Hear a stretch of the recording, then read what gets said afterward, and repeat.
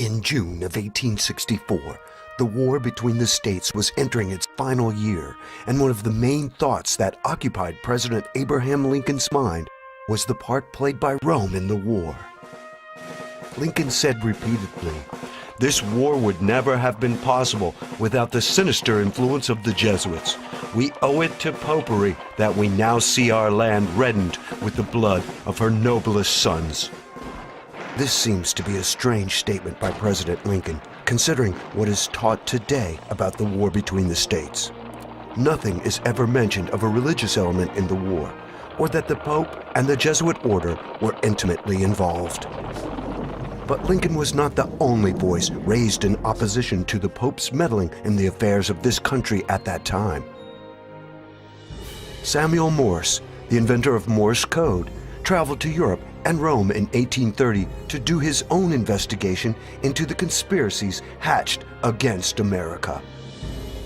After returning home to the United States, Morse wrote 2 books warning Americans of the threat from Rome. Morse would continue sounding the alarm throughout the 1800s and went to discuss the situation with Lincoln after his inauguration. Samuel Morse, of course, is the inventor of Morse code that was used for many, many years. And Samuel Morse wrote a book called Foreign Conspiracies Against the Liberties of the United States. It was published in 1835. And he shows in that book that the Holy Alliance and the Loophole Foundation out of Austria, controlled by the Jesuits, and the Jesuits themselves were the agents to overthrow the liberties of the United States, the Federal Republic of the United States, and to replace it with a papal centralized government as the Vatican is run. But today, one looks around us to see U.S. presidents and congressmen and women groveling before the Pope. Lincoln's words would seem ironic. Consider this also.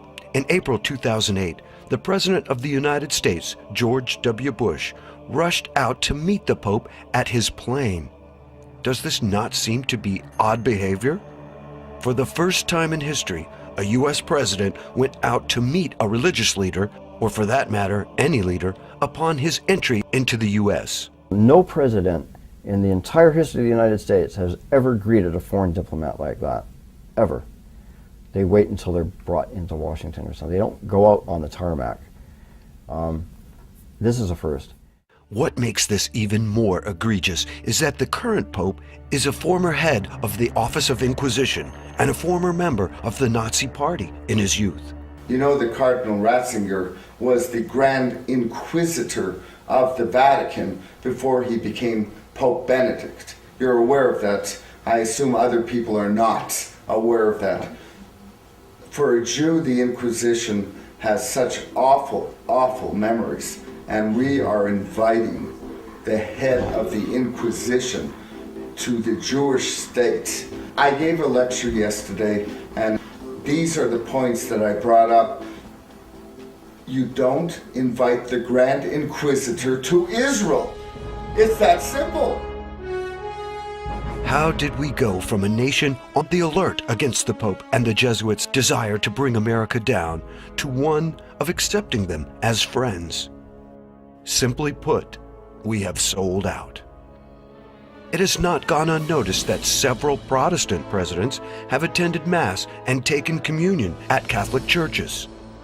Since one cannot take communion at a Roman Catholic service if one is not Catholic, several presidents have misled their supporters into thinking they are Protestant when they are not.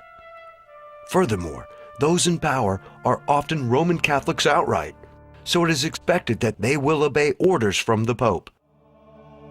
From U.S. presidents to kings and queens to religious leaders throughout the world, those in power meet the Pope and bow down to him. Even when President Obama went to the Vatican in July 2009 to discuss the world economic situation, he too bowed to the Pope. Upon leaving, President Obama said, "We look forward to a very strong relationship between our 2 countries." It is important to remember these words of President Obama and what they mean. The Pope is not just a spiritual ruler, he is a territorial ruler. The name of his country since 1929 is Vatican City. The Pope is a monarch. He actually, according to various books, the Pope is the monarch of the world. Not just a religious leader, he is actually a political leader. The Vatican is actually a small area over in Rome whereby the Pope is the ruler of that small area. The actual name Vatican I found very interesting. It actually means worship of the divine serpent. So we find that the very basis of the Vatican, the very word itself, means the worship of serpents. But from Rome's perspective, the Pope rules over more than Vatican City. He rules over the earth both spiritually and materially, or temporally. According to the Roman Catholic teaching, the Pope can keep you out of heaven, and he has absolute authority over you on earth. And when I speak of the Pope, I speak of the papacy, that the papacy claims its two powers. Its first power is universal spiritual power over all individuals, that every person must be subject to the spiritual power of the Pope, that there is no salvation outside of the Catholic Church, which is the doctrine of the Council of Trent, as reaffirmed in the documents of Vatican II of the 1960s. It's still on the books of canon law. And the other power of the Pope, which is the second key, as you see the two keys in the Pope's flag with the triple crown, Lord of heaven, Lord of earth, Lord of hell, and the two keys, spiritual power. The second key is the temporal power. And the temporal power is this, that the Pope believes he has the right to rule the government, the civil government of every nation. That temporal power has never been denied, it's never been disclaimed. But there is no question that the Pope wields both swords, both a spiritual sword that the public sees, as well as a political sword which most people do not see. So it is very interesting and unsettling to those who love freedom and the right to worship God as one sees fit, to see our leaders submitting to the Pope of Rome.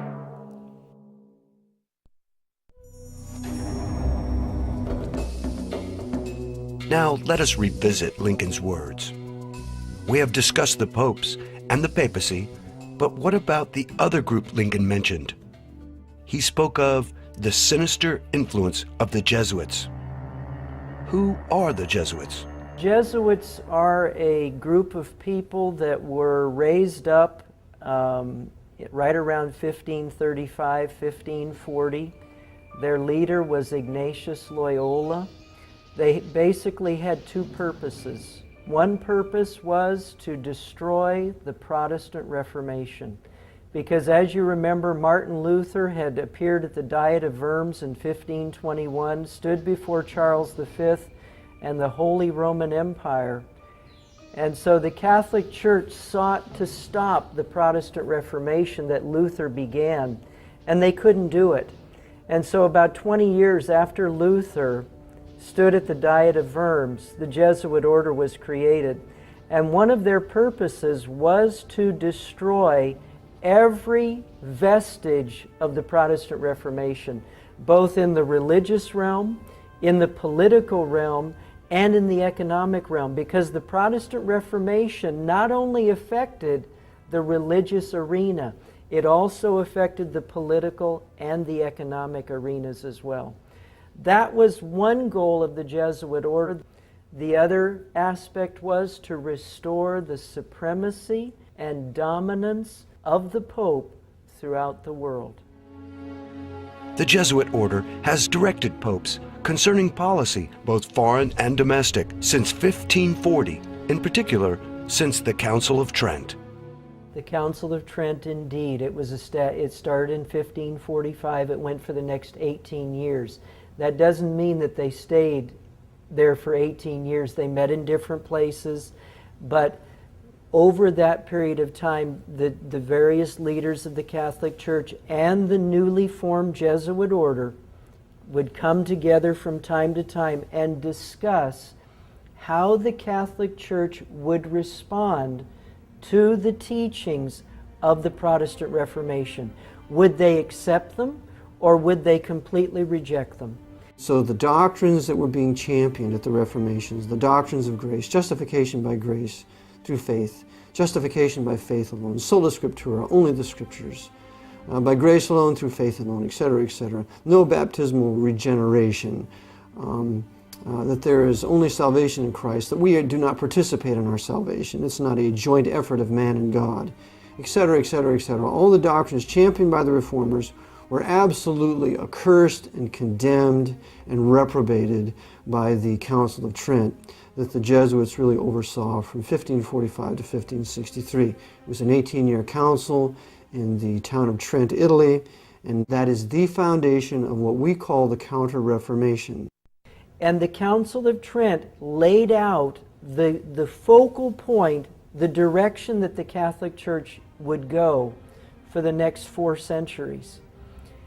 Basically, at the Council of Trent, they decided that tradition and what the church fathers of the Catholic Church taught would continue to be the sole authority in the Catholic Church.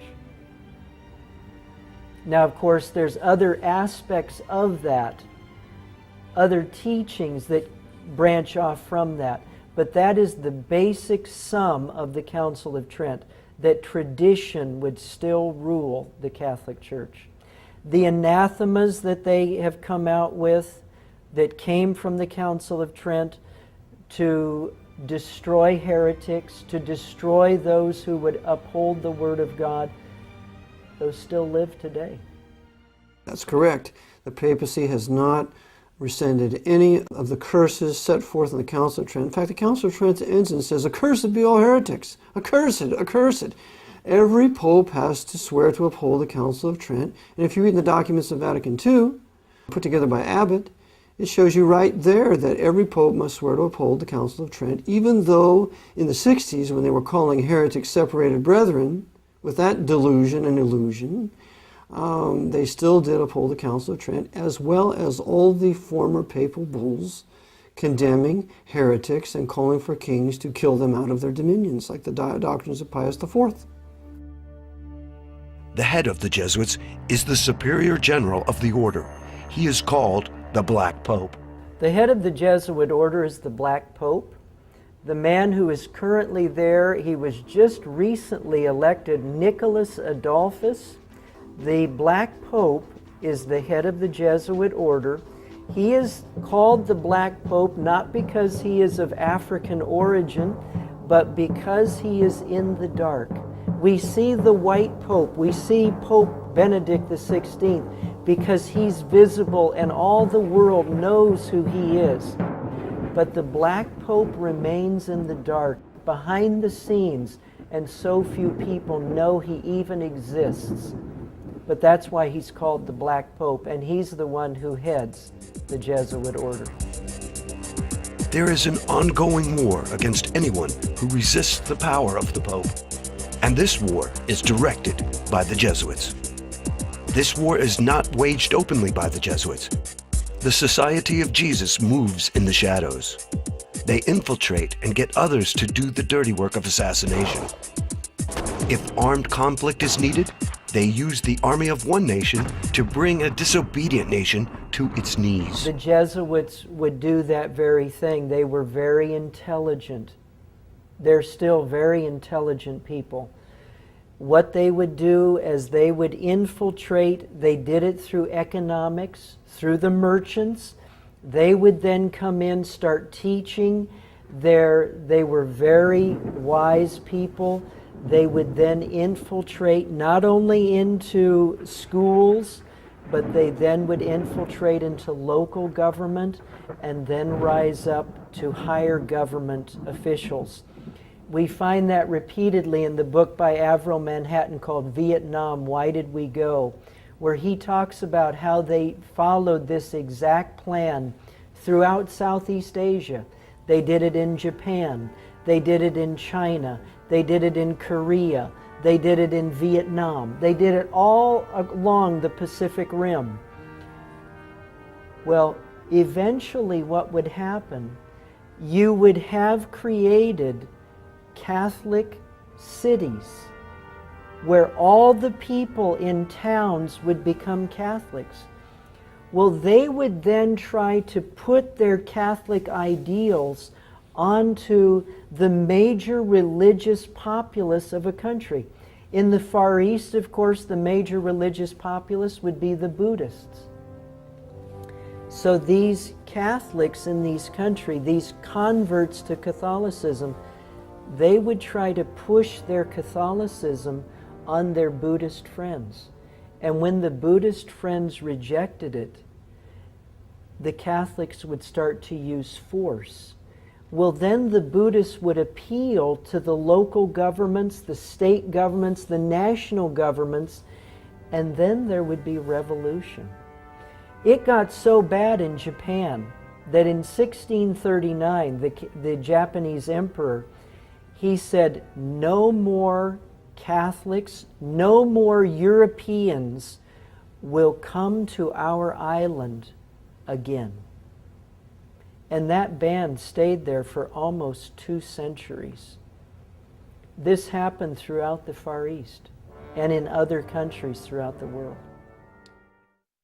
Why has this assault on the non-Catholic world been ignored by most people, especially Protestant ministers? Billy Graham he didn't protest towards the latter part of his life. For the first part, I think he was solid when he first started. But along around the early 60s, his voice was silenced. Robert Schuller, Paul Crouch, Hal Lindsey, Pat Robertson, James Dobson, all of these men, they're not protesting. What they have become are agents of Rome. I remember back when I was starting my student teaching, I was teaching 7th grade history to young people talking about the Pilgrims and Puritans coming over to America. The book said absolutely nothing about why they were coming to America. And I was just reading, and I've got a book here called the Rothschild Money Trust, and also a book about the Rockefellers, the Rockefeller File by Gary Allen. But these people have set up trusts, and they have rewritten the history books. They have rewritten the history books so that the 7th grade history book that I was teaching out of said nothing about the Reformations. We have to remember that the papacy, specifically the Black Pope, controls all high-level Freemasonry. That includes the Pope's Masonic Jewish Zionist running his Kingdom of Jerusalem. That includes the top Freemasons in this country, especially the temple there in Washington, D.C. That includes all of your big evangelists. For example, Billy Graham is a 33rd degree Freemason. Now, I know the Billy Graham organization denies that, but it's still the truth, because we know, according to the honest 33rd degree Freemason who was truly converted to Christ when he believed the gospel and was saved by the grace of God, his name was Jim Shaw, that when he was inducted into the Order of the 33rd degree in Washington, D.C., he said there were 2 former presidents there on in that council, and one of them was Gerald Ford, a 33rd degree Freemason who pardoned Nixon, and the other was Jimmy Carter, 33rd degree Freemason. So there they are at the Grand Council. Another one was an international evangelist, which he later told others that it was Billy Graham, because the publisher refused to put Billy Graham's name in there. So Billy Graham was there. So Billy Graham is nothing more than the high-level Masonic shill for the papacy, which is also fraught with Freemasons if you read the book In God's Name by David Yallop. And so we talk about Robert Schuller, for example. Robert Schuller is another 33rd degree Freemason. He went to Rome to get the Pope's blessing to build his Crystal Cathedral. And Robert Schuller is a personal friend of the anti-white, hateful racist Louis Farrakhan, who is another high-level Freemason who runs the Nation of Islam for the Archbishop of Chicago. So we have all these high-level Masonic leaders, black and white, of all these various different religions, working together for agitation among the peoples of this country, but never ever exposing the papacy as the true heart and soul and its real master. All of this sounds incredible. It becomes less so when one examines the oath of the Jesuits. We have to understand that these men have died to their own self-will. It's something a Christian should do. That's the way we should be. We have no life anymore. Our life we're dead with Christ and we're hidden in God with Him. When Christ is revealed, who is our life, then we shall be revealed with Him in glory. We need to learn to die to ourselves and count our lives as nothing. That our only purpose is to do the will of our Master. And when He's finished with us, then let us die. The Jesuits have done this, but they do it for the devil. And so they have completely been emptied of their own personalities, and upon the order of their commander will do exactly what they're told. There's no such thing as a disobedient Jesuit. They're all under orders. They've been trained for 15 years. They're soldiers. They're more of a Marine Corps than the Marines. The Marines were fashioned after the Jesuit order. You break the man down in boot camp, you rob him of his personality, you shave his head, you put all the same clothes on him, they're all treated the same, they're treated like dirt, we're going to rob you of your will so that we can mold you into what we want you. That's all Jesuit. So, this is how they think. And given the order, they will kill you, me, themselves, their mother, anything they're ordered to do, that is what they will do. We're going to bring down 9/11 today, gentlemen. Okay, give me the order, what we do, what button we push, do I need to be inside, outside, what is it? And that's what they'll do. We need to bring down the Pentagon today. We need to blow up the Arizona in Pearl Harbor in 1941. Okay, I'll be there. What's my orders? They're all under orders. And this is why you can have no country with a Jesuit presence in it. They have to be expelled. And all their agents that they work through must be expelled. And this is exactly what Tsar Alexander I did in 1820. He kicked out all the Jesuits out of Russia. In 1822, he shut down all the Masonic lodges. And in 1825, he was poisoned. So this is the Jesuit mindset, and we should read the spiritual exercises. We should read some of their works. We need to read the Jesuit doctrines of regicide, how it's no murder to kill a heretic, how it's okay to lie, cheat, and steal, how it's okay to kill your enemy, how it's okay to kill a woman that you commit adultery with. If she should want to tell on you, you can kill her. It's all right in there in their canon law. It's okay to steal. The whole world is their candy shop, where they can steal everything they can get their hands on to consolidate it under the power of the Jesuit order. And if that means killing kings or sinking ships, even if it causes their own death, they do it for the greater glory of God. Ad majorem Dei gloriam. When a Jesuit priest is elevated to a position of high command, he is administered what is called the Jesuit Extreme Oath of Induction. This oath has been called the Fourth Vow, or the Blood Oath, given to those in the Society of Jesus besides the traditional vows of poverty, chastity, and obedience. A copy of the Extreme Oath can be found in the Congressional Record. I want to read a statement to you, which is the Jesuit Oath. It says, "This is the Jesuit Oath. I do further promise and declare that I will have no opinion or will of my own," that's from the Spiritual Exercises of Loyola, "or any mental reservation whatever, even as a corpse or cadaver, but will unhesitatingly obey each and every command that I may receive from my superiors in the militia of the Pope. I furthermore promise and declare that I will make and wage relentless war, as I am directed to do, to extirpate and exterminate Protestants and liberals from the face of the whole earth. I will neither spare age, sex, or condition. I will hang, burn, waste, boil, flay, strangle, and bury alive these infamous heretics, rip up the stomachs and wombs of their women, and crush their infants' heads against the wall, in order to annihilate forever their execrable race." And then it goes on. The point being, throughout the history of the Jesuit order, they will shoot, They will burn, they will flay, they will do whatever it takes to destroy anybody who stands in the way of what they want to do. In 2009, the Jesuit general was confronted about the oath. One of the things in your Jesuit high oath, I think it says something about, furthermore, you promise to declare that we'll, at the first opportunity, seek war at any opportunity against heretics, Protestants, liberals. What is that? See here? And that you will spare neither age nor sex nor condition, and I will hang, waste, boil, flays. You've never seen this before? No, I've never seen it. Strangle, bury alive. It's horrible. And I was like, look, it's in the congressional record. Thank you very much. Thank you for coming. Does the oath and activities of the Jesuit reflect anything Christian? Or is it as Jesus said, "Beware of false prophets, which come to you in sheep's clothing, but inwardly they are ravening wolves"? What else do we know about the Jesuits? They have been thrown out of 83 countries over the last 500 years. That is correct. 83 countries have physically removed them. And why was it necessary to remove them?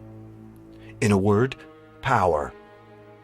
The Jesuits have throughout history sought to take over and control every country in which they reside. Since their beginning in 1540, the Jesuits' power grew until they controlled the papacy, the Roman Catholic Church, and many of the governments of the world. In 1773, all of that changed. One by one, countries began to expel the Jesuits from their borders. This culminated in the suppression or abolishment of the Jesuits in 1773. In that year, Pope Clement XIV officially disbanded the order forever. This providential act enabled a nation based on religious liberty to be formed, the United States of America.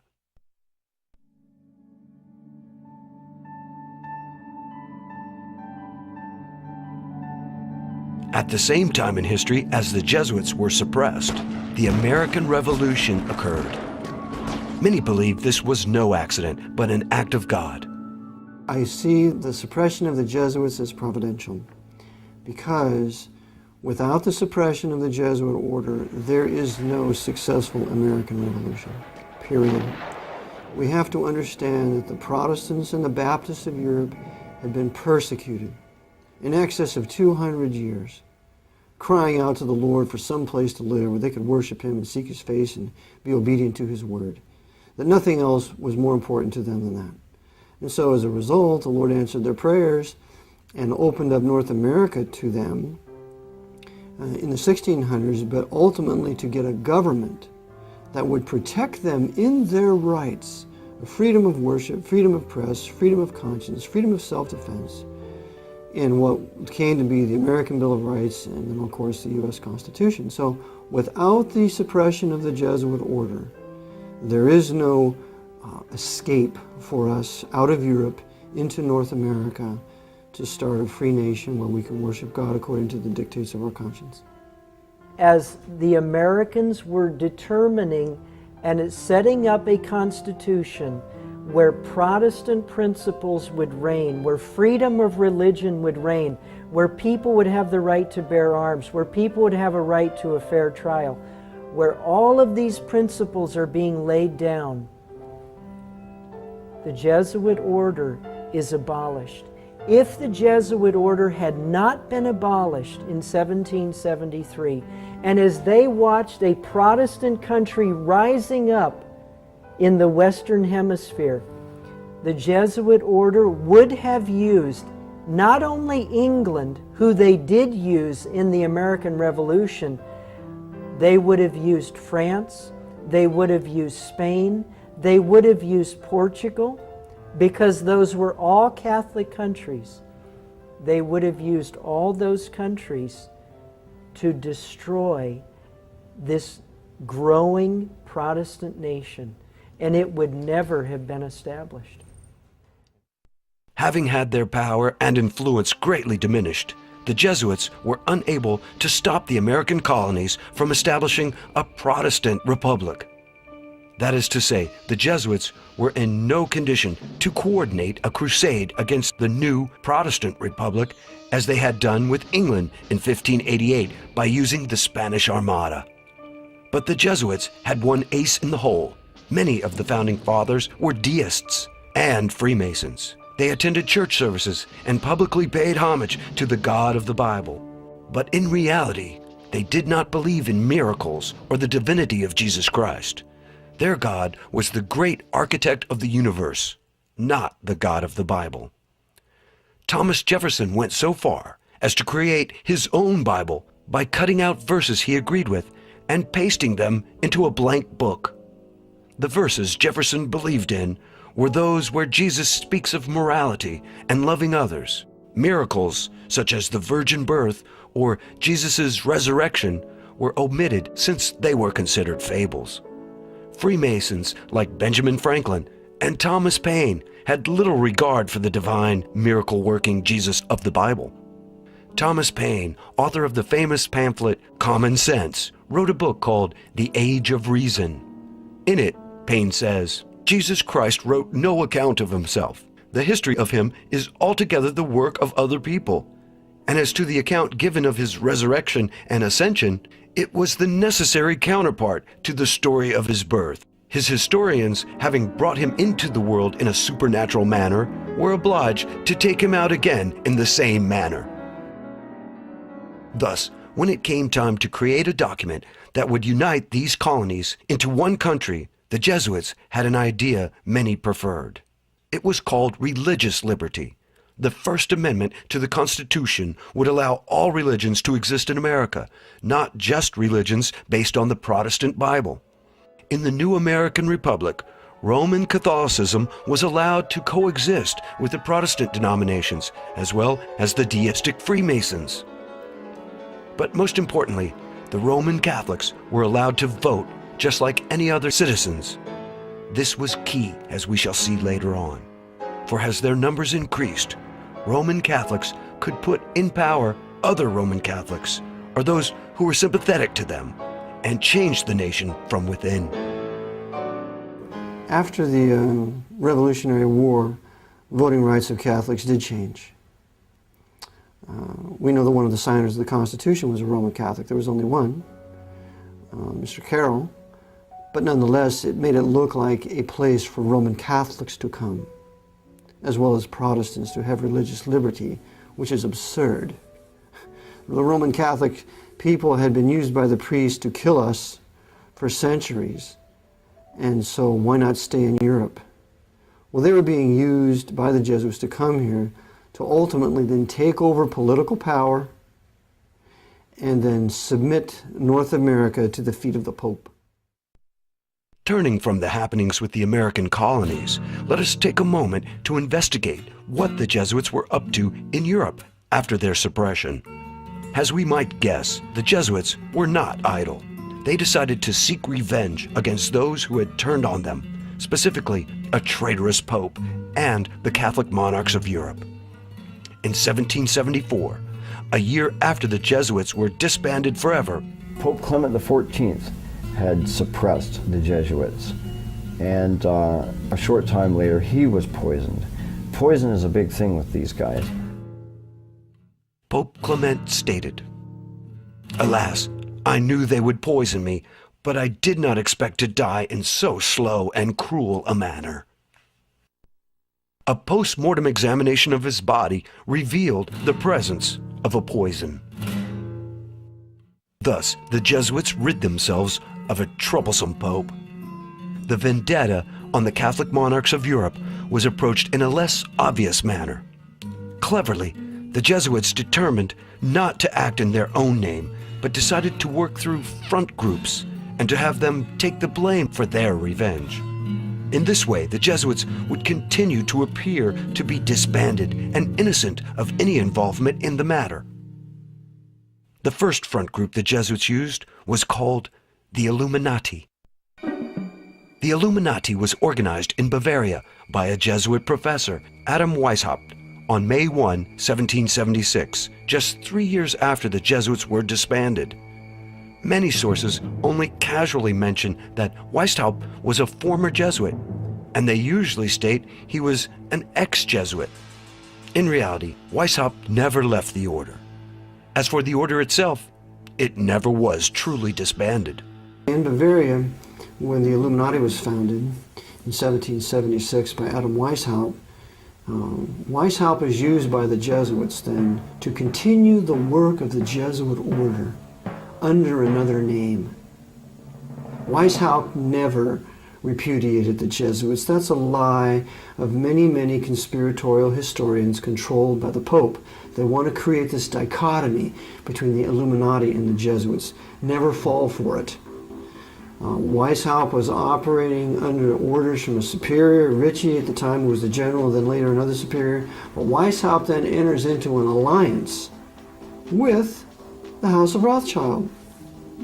So now we see the Rothschilds, the Jewish Rothschilds, Red Shield, become the bankers for the Jesuit order during the upheaval we will know as the French Revolution and Napoleonic Wars.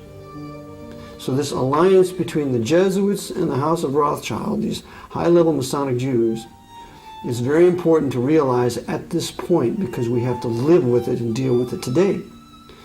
Also, Bavaria is the stronghold of the Jesuits. There was a huge inquisitional torture chamber there in Nuremberg. Interesting that the Nuremberg trials of the Nazis would be held there.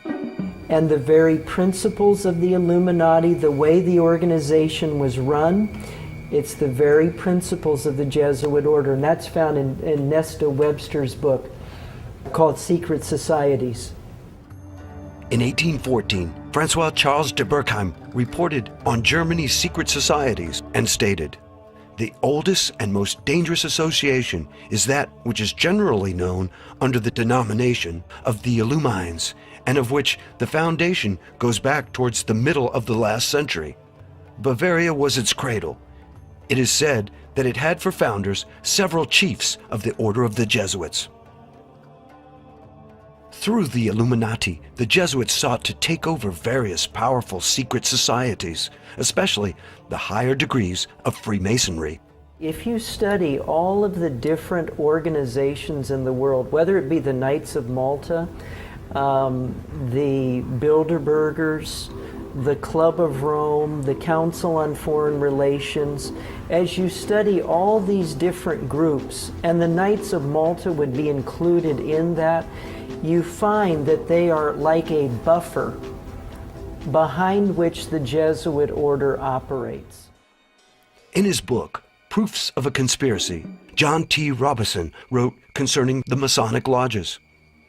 At this time, 1798, the Jesuits interfered considerably, insinuating themselves into the lodges. Robison went on to say, "This society is well known to have put on every shape and to have made use of every mean that could promote the power and influence of the order. And we know that at this time they were by no means without hopes of re-establishing the dominion of the Church of Rome in England." And with the Illuminati and the higher orders of Freemasonry, the Jesuits fomented the destruction of the very monarchs who had opposed them, beginning with the French Revolution and later with Napoleon Bonaparte. The French Revolution was launched and waged by the Jesuits using Grand Orient Freemasonry and Scottish Rite Freemasonry in England for the purpose of punishing the Roman Catholic monarchs of Europe, taking back the Vatican Empire from the Pope, tearing away the colonies from England, Protestant England. They were doing several things at one time. Remember, the Jesuits are the great Hegelians. They can think along 10, 20, 50 different lines at the same time and coordinate them all together. So to understand what we do, we have to think dialectically. We can never think linearly. So the purpose of the French Revolution, first and foremost, was to punish the Roman Catholic monarchs of Europe. And that they did. What happened? Why, they beheaded Louis XVI, the grandson of Louis XV. We're going to teach you Bourbons of France who you mess with when you suppress the Jesuits. And then we're going to behead his wife, Marie Antoinette. And she was the daughter of Maria Theresa. She was a Habsburg. So we're going to punish you Habsburgs. You suppress us, we're going to cut off the head of Marie Antoinette using our Jacobins. And then you Braganzas of Portugal, we're going to drive you into exile using Napoleon. They did. They had to go into South America. And you Bourbons of Spain, we're going to drive you into exile too. We're going to have Napoleon set up a little banana republic up here in Spain. And then the Knights of Malta, how dare you kick us off your island of Malta in 1768? We're going to teach you a lesson. So they took Napoleon down here with his huge fleet, took all the treasures of the Knights of Malta and took all their weapons so that they could use that in the invasion of Egypt, at which time the Jesuits used Napoleon to kill all the Mamelukes, the bodyguard of the Caliph of Egypt. So now they're waging war against Islam like they are today. When Napoleon's usefulness came to an end, the Jesuits had him betray his soldiers in a war with Russia. Like many of the founding fathers of America, the French soldiers were very nationalistic, and they would be a problem in the future plans of the Jesuits. After his defeat in Russia, Napoleon was forced to abdicate. Working in the shadows, the Jesuits made sure he was kept in reserve should he be needed. So Napoleon was sent to the island of Elba and given an annual pension of 2 million francs. Then, on August 7th, 1814, the unthinkable occurred. Pope Pius VII restored the Jesuit order. The Jesuits were revived in 1814 with the papal bull by Pope Pius VII, which brought them back into existence. The suppression of the Jesuits was to last forever. It only lasted 41 years. Former U.S. President John Adams wrote to Thomas Jefferson in 1816 about the rebirth of the Jesuits and the danger they posed to America. Adams stated plainly, "I do not like the resurrection of the Jesuits. They have a general now in Russia, in correspondence with the Jesuits in the United States, who are more numerous than anybody knows. Shall we not have swarms of them here, in as many disguises as only a king of the gypsies can assume, dressed as painters, publishers, writers, and schoolmasters? I have lately read Pascal's letters over again, and 4 volumes of the history of the Jesuits. If ever any congregation of men could merit eternal perdition on earth and in hell, it is this company of Loyola." Jefferson replied back to Adams, "Like you, I disapprove of the restoration of the Jesuits, for it means a step backward from light into darkness." Coincidentally, the restoration of the order occurred 1 month before the first meeting of the Congress of Vienna in 1814. The Jesuits were deeply involved in this meeting. When the monarchs of Europe began fighting among themselves, the Jesuits manipulated the circumstances to bring Napoleon back for an encore performance, the famous 100 Days. The monarchs gathered in Vienna came to terms quickly in order to meet this renewed threat, the Jesuits' careful manipulation of the events being played out like a chess game. Again, it must be remembered that the Society of Jesus never wanted to do away with kings. The Jesuits only wanted to punish those who had suppressed the order. In March of 1815, 9 days after the Congress of Vienna ended, Napoleon led his patriotic monarchy-hating men to defeat by attacking the wrong spot of the British lines at Waterloo. The Battle of Waterloo was deliberately lost by Napoleon, as explicated by our great Southern General Thomas Jonathan Stonewall Jackson when he reviewed the battlefield. And you can find this in Dabney's great work, his biography that he wrote on Stonewall Jackson called The Life and Times of Stonewall Jackson. And when Jackson went there, he said, Napoleon attacked from the wrong position. He should have attacked over here. And that's exactly what happened. Napoleon deliberately sacrificed his army at Waterloo so that there would be the least amount of true patriots in France to resist the return of King Louis XVIII into France, who immediately restored the Jesuits and restored the Inquisition. Having no further need of Napoleon, the Jesuits made sure he was sent far away to the island St. Helena in the South Atlantic. While there, he was poisoned and died in 1821. In his memoirs, Napoleon maintained his loyalty to the Catholic Church, but had this to say about the Jesuits. The Jesuits are a military organization, not a religious order. Their chief is a general of an army, not the mere father abbot of a monastery.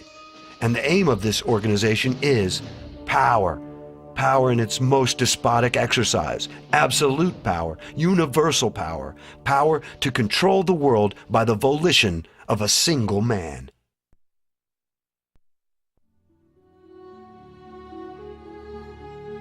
We have stated that the Jesuits were deeply involved in the Congress of Vienna.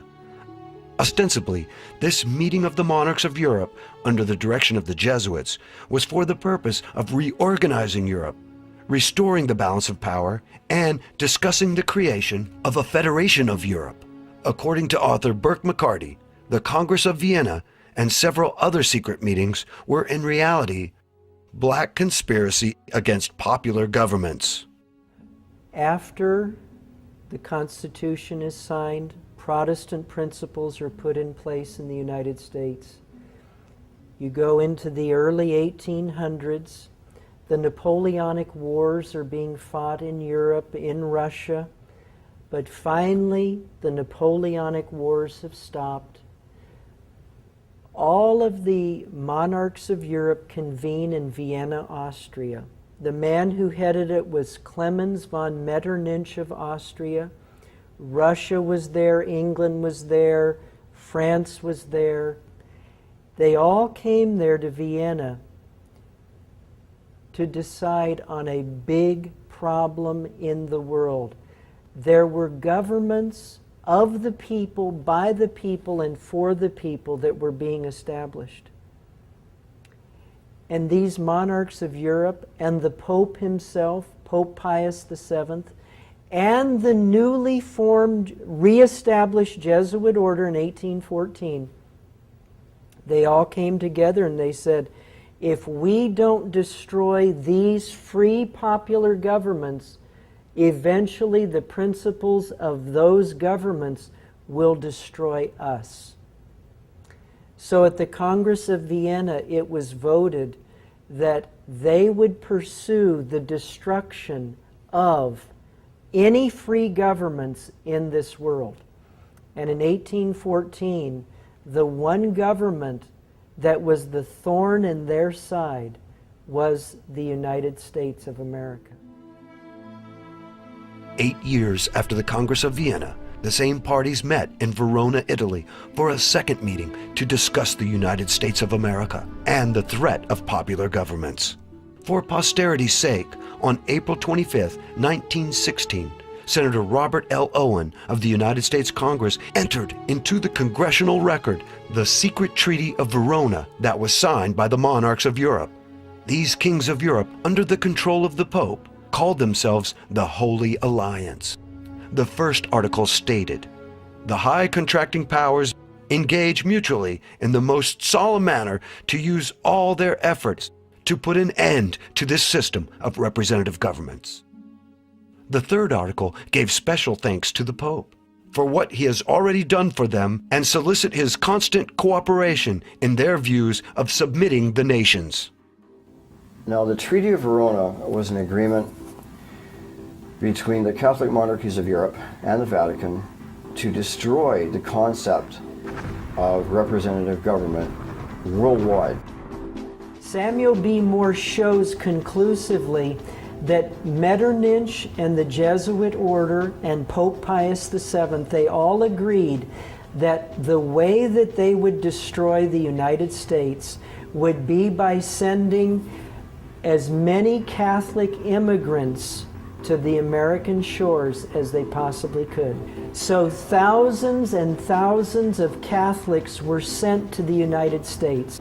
Thousands and thousands of Catholic priests and many Jesuit coadjutors were sent to America to take over and destroy this government. The treaty was signed on November 22, 1822 in Verona, Italy, by Metternich of Austria, Chateaubriand for France, Bernstedt for Prussia, and Nesselrode for Russia. After reading the secret treaty, Senator Owens pointed out that the threat under the secret Treaty of Verona to suppress popular governments in the American republics is the basis of the Monroe Doctrine. This secret treaty sets forth clearly the conflict between monarchical government and popular government, and the government of the few as against the government of the many. Because of the congresses at Vienna and Verona in 1814 and 1822, there was an English statesman who was at both of those meetings. His name was Lord George Canning. And in Burke McCarty's book called The Suppressed Truth About the Assassination of Lincoln, it says in there that George Canning warned the United States government as to what was going on. Canning was in contact with a man by the name of John Quincy Adams, who was a congressman at that time. He wrote to Adams, he said, "The monarchs of Europe, the Pope, and the Jesuits are planning to destroy America." Quincy Adams took the information to the president at that time, a man by the name of Jim Monroe.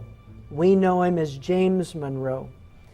James Monroe took the information, wrote to a former president who was still alive at that time. The man's name was Tom Jefferson, who was in retirement at Monticello. Jefferson wrote back to Monroe and he said, "This is the greatest affront to America since the Revolution." He said, "We need to do everything we can to oppose and stop this holy alliance set up by the monarchs of Europe, the Pope, and the Jesuit order." In his letter to Monroe in 1823, Jefferson said he did not want to pass up an opportunity of declaring our protest against the atrocious violations of the rights of nations by the interference of anyone in the internal affairs of another, so flagitiously begun by Bonaparte and now continued by the equally lawless alliance calling itself holy. America's response to these two congresses was James Monroe's State of the Union address called the Monroe Doctrine, where he told the powers of Europe, he said, "You stay over there, you fight your wars in Europe, we'll stay over here. If you ever colonize in the Western Hemisphere, we will consider it an act of war." That was the Monroe Doctrine. But in our history books today, we read nothing of the role of the Pope and the Jesuit order to destroy America. Nothing is in our books today to that effect. But that's why the Monroe Doctrine was written. The Jesuits convened a meeting in Chieri, Italy in 1825 to discuss tactics for dealing with the Protestant nations. Unknown to the 13 Jesuits gathered for this clandestine meeting, a young novice named Leone was in the adjoining library. Leone could not believe his ears and began to take notes of what was being said for posterity. An English translation appeared in 1848. What Leone heard was no less than the Jesuit plan for world domination and the destruction of heretics, especially the heretics in Protestant America. As to the Jesuit plan for world government, you well know that what we aim at is the empire of the world. As to their plan for working in secret, let us prefer a secret war, which, though less brilliant, is more sure to bring us the advantage. Let us shun too much light. As to the Pope, also known as the Vicar of Christ, we may say that God designs for extermination, like the Canaanites, all the nations that obstinately refuse to enter into the unity of the Church, and that the Vicar of Jesus Christ is appointed to execute these judgments in due time. As to Protestant and non-Roman Catholics who do not join Rome, we have, however, one source of rejoicing. We cherish at the bottom of our hearts this principle that whatever does not unite with us must be annihilated. That Protestantism must therefore be utterly abolished. As to the Bible, then the Bible, that serpent which, with head erect and eyes flashing fire, threatens us with its venom whilst it trails along the ground, shall be changed again into a rod as soon as we are able to seize it. And what wounds will we not inflict with it upon these hardened pharaohs and their cunning magicians? The Monroe Doctrine was ratified in 1823. The Jesuit meeting in Chieri, Italy, took place in 1825. 1 year later, John Adams and Thomas Jefferson died on the same day. Both of these former presidents and defenders of the Constitution died on July 4th, 1826. What are the odds that these two men, so critical to the birth of the United States and enemies of the Holy Alliance, the Vatican, and the Jesuits, would die on the same day?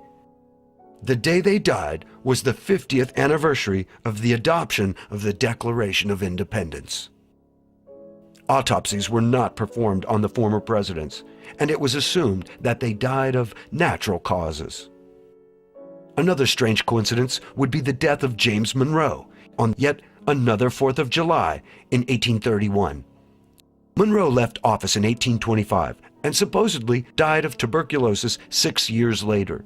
It should be noted that the symptoms associated with arsenic poisoning, difficulty in breathing, dryness and tightness of the throat, seizures, and burning pain are similar to those of tuberculosis.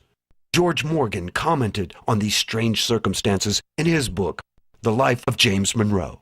Morgan states, "As John Adams and Thomas Jefferson had died on the 4th 5 years before, Monroe's death added to the wonder, as though a power aloft had taken cognizance of the peculiar patriotism of these mortal men and had translated them." Is it possible that the power aloft was not from heaven and was not benign? Perhaps this power was not looking at the nationalism and patriotism of these men with joy as much as with a vengeful eye, as the Jesuit oath clearly states.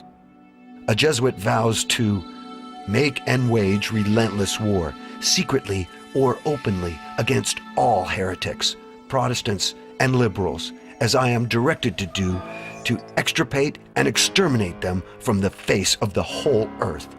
That when the same cannot be done openly, I will secretly use the poison cup, the strangulation cord, the steel of the poniard, or the leaden bullet. Others have even pointed out George Washington's sudden death in 1799 as very suspicious. There is evidence that the Jesuits assassinated a few American presidents before the war between the states. The first president they assassinated was George Washington. He was poisoned with anthrax. One of his 3 attending physicians was behind that poisoning.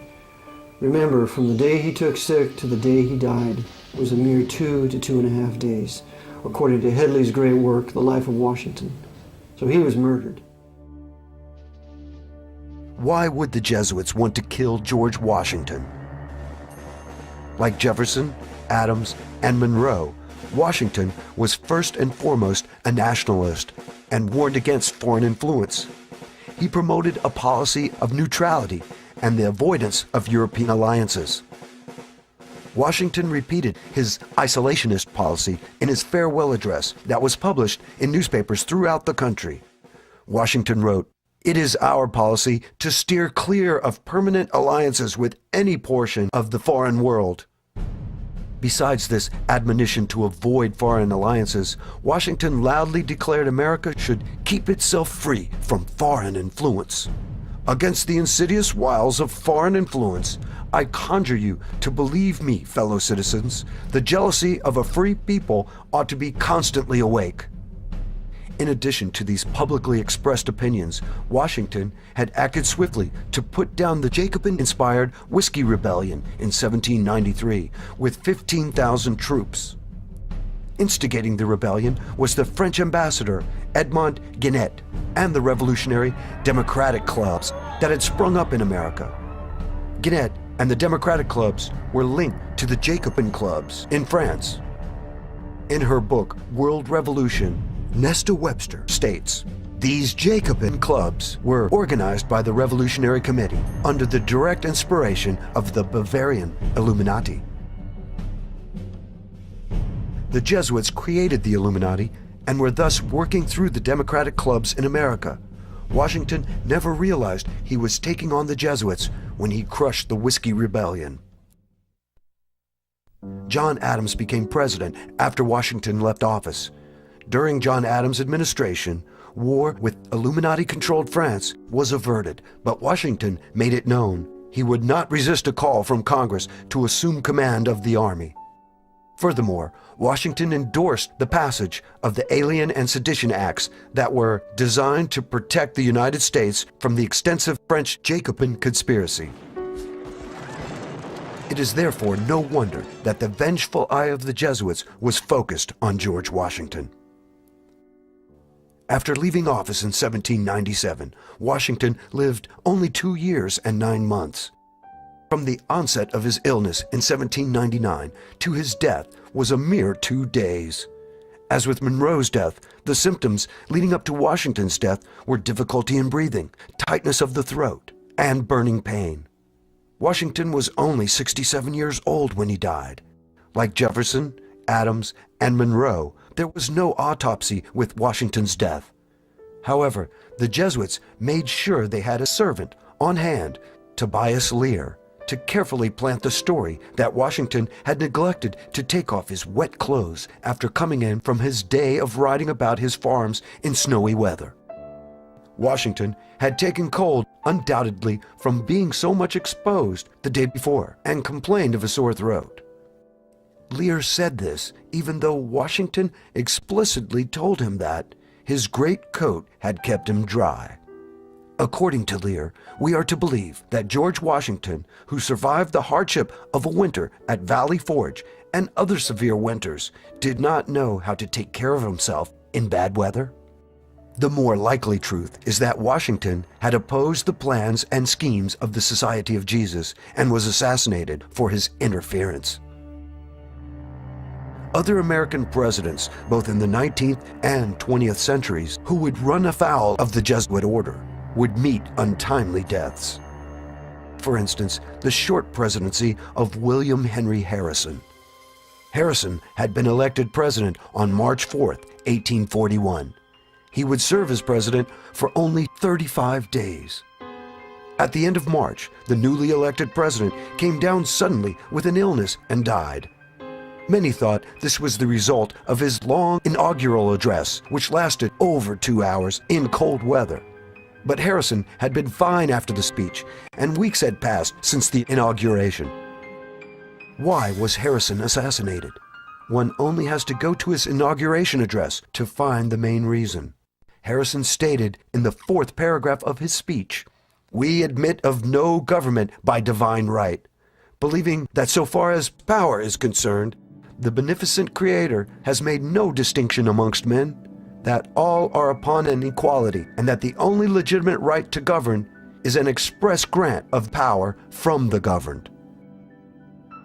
Like other leaders in the past, Harrison was thumbing his nose against the Holy Alliance, who practiced the divine right of kings to wield power as sanctioned by the Pope. Harrison was also unwilling to accept Texas, a slave territory, into the Union, which ran against the Jesuit plan of using the slave issue to agitate and divide the northern states from the southern states. Unlike Adams, Jefferson, and Monroe, the Jesuits did not wait for the 4th of July to eliminate the heretical President Harrison. Harrison was poisoned at the end of March and died on April 4, 1841. Vice President John Tyler succeeded Harrison as president. The annexation of Texas was accomplished in 1845 under the watchful eye of the new president. Another president who died suddenly in office was Zachary Taylor. Taylor was elected president in 1848. Taylor was a Southern slaveholder who did not want to see slavery extended to any more areas of the country. Like Washington, Taylor was devoted to the Union of the American states, was very popular, and was a military man. Another crisis over slavery occurred by the Jesuits in 1850. A compromise was being pushed to avert a split in the Union. Taylor did not like the compromise being worked out in Congress. On July 4th, 1850, Taylor attended the groundbreaking ceremonies for the Washington Monument. He was fine upon returning back to the presidential mansion. Then he became ill after eating some raw fruit that some say was a bowl of cherries. A violent fever came upon him. Senator Benton commented that the violent attack commencing soon after his return to the presidential mansion. Old Rough and Ready frustrated his assassins and managed to fight the poison for 5 days and avoided the 4th of July curse. President Taylor died on July 9th. The Jesuits removed a strong, unifying leader and replaced him with a more malleable president in Millard Fillmore. Fillmore signed the compromise in 1850, just 2 months after Taylor's death. As the Jesuit agitation of the American states was reaching its climax in the 1850s, a trial occurred in 1855 at a courthouse in Illinois that would bring 2 faithful men together. These 2 men would join forces to fight the Jesuits. The first was a rebellious Roman Catholic priest by the name of Charles Chiniquy. The second was a lawyer by the name of Abraham Lincoln. Charles Chiniquy did not approve of the corrupt conduct of many of the priests he knew. These evil priests were drunkards, sexually promiscuous, and thieves, often stealing money and property collected from their parishioners. The priesthood in Chicago was very corrupt, morally and every other way. They were drinking heavily. They would go on these retreats and take up a collection between themselves, put it all in a pot, and go out and buy a lot of booze. And they also rented a lot of hookers. Apparently there was a lot of sexual deviance going on at the time as well. And he didn't like that, though, and he tried to change it. He quoted exclusively from the Bible, and his bishop just could not tolerate that. The heads of the Roman Church wanted Chiniquy to ignore these illicit and illegal activities. When he did not, Bishop Reagan of Chicago and another priest by the name of LaBelle arranged to have Chiniquy accused of rape. Chiniquy needed a good attorney. An attorney by the name of Abraham Lincoln was suggested. Abraham Lincoln had a team of other lawyers under him, right? It's like a regular defense team. Lincoln being one lawyer, a gentleman by the name of Stephen R. Moore was another lawyer. And that was a big court case at the time. It was the most important court case that Lincoln ever had in his entire legal career, as a matter of fact. But it's been buried by the Illinois government. The trial did not go well for Chiniquy. The general feeling was that he would be convicted. Local newspapers of the time, they speculated that Chiniquy was going to be found guilty, and that was being broadcast throughout the entire Catholic community at that time. Fortunately for Chiniquy, a witness came forward for the defense. Her name was Philomene Schwartz. Miss Schwartz had been in Father LaBelle's house the day the plot to frame Chiniquy had been concocted. Schwartz contacted Lincoln and agreed to testify. She caught the midnight train to Urbana and met up with Abraham Lincoln and explained to him exactly what happened. Once Bishop Reagan and Father LaBelle found out about the potential witness, they fled the city. The prosecution dropped the charges and Chiniquy was vindicated. As they left the courtroom, Charles Chiniquy was in tears. Lincoln says to him, "Why are you crying, Mr. Chiniquy?" He says, "Your enemies have fled and you are free to go." And he said, "I'm not crying for myself, Mr. Lincoln, I'm crying for you." He said, "Because I saw no less than 11 Jesuits with the sentence of death on their face today in this courtroom, and know for a surety they will kill you for what you have done." And Lincoln says, "Well, then let this be my death warrant," and he gives Chiniquy a bill for a mere $50. And then Lincoln sobers up and said, "It matters not where a man must die, but that he must die at the post of duty and honor." Chinnequih's words of warning to Lincoln would prove to be true. The conspiratorial hand of the Jesuits at work, a conspiracy to further their goal of a world under papal control.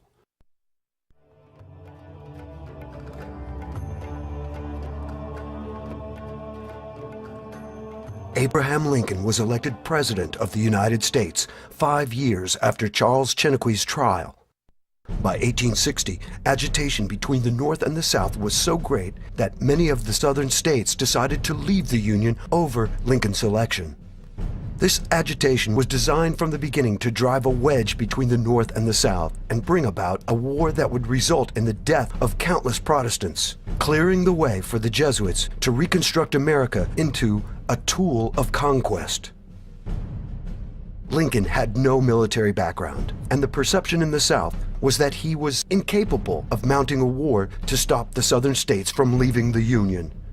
However, the Jesuits had studied Lincoln and knew he would be a very effective leader. In his own way, Lincoln would serve the Jesuit ends. Those ends were, 1, to kill Protestants who lived mainly in the South, and 2, to undermine the Constitution, especially the doctrines of state sovereignty and states' rights.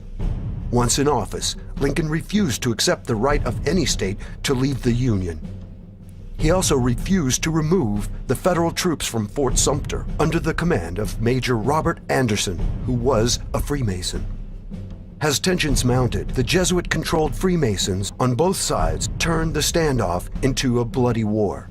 It's no coincidence that General Beauregard, a Roman Catholic Freemason, fired the first shots at Fort Sumter, and it's no coincidence that a Presbyterian Protestant Freemason incited those shots to be fired when he sent down the Star of the West to reinforce Fort Sumter, and that was Mason James Buchanan. James Buchanan started the war when he sent down the Star of the West, that ship, to reinforce the harbor, because the southern states had lawfully seceded if we had a union of consent. And I would like to add here that the 3 states that specifically reserved their right to secede in their state ratification papers were Virginia, Rhode Island, and New York. And if those 3 states reserved the right to secede, to withdraw the powers, the specific powers they had delegated to Washington, then every other state had the right.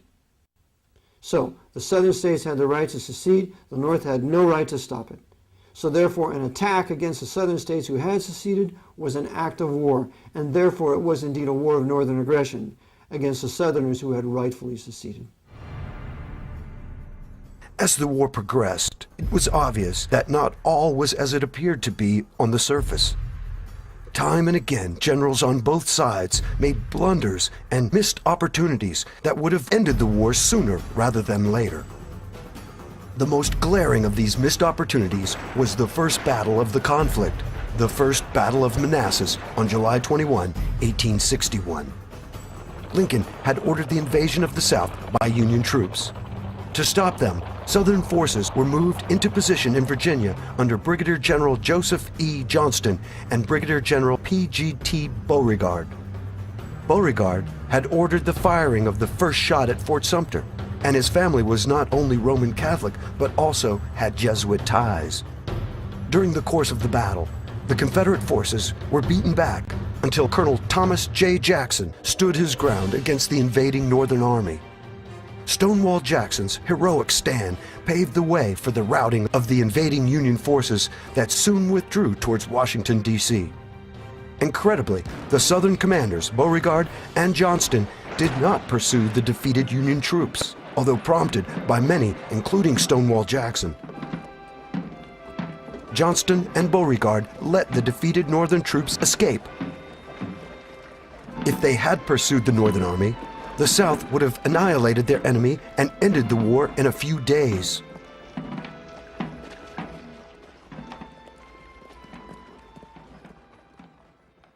Along with Johnston and Beauregard, there were other Southern generals who seemed, at times, to be working against the South.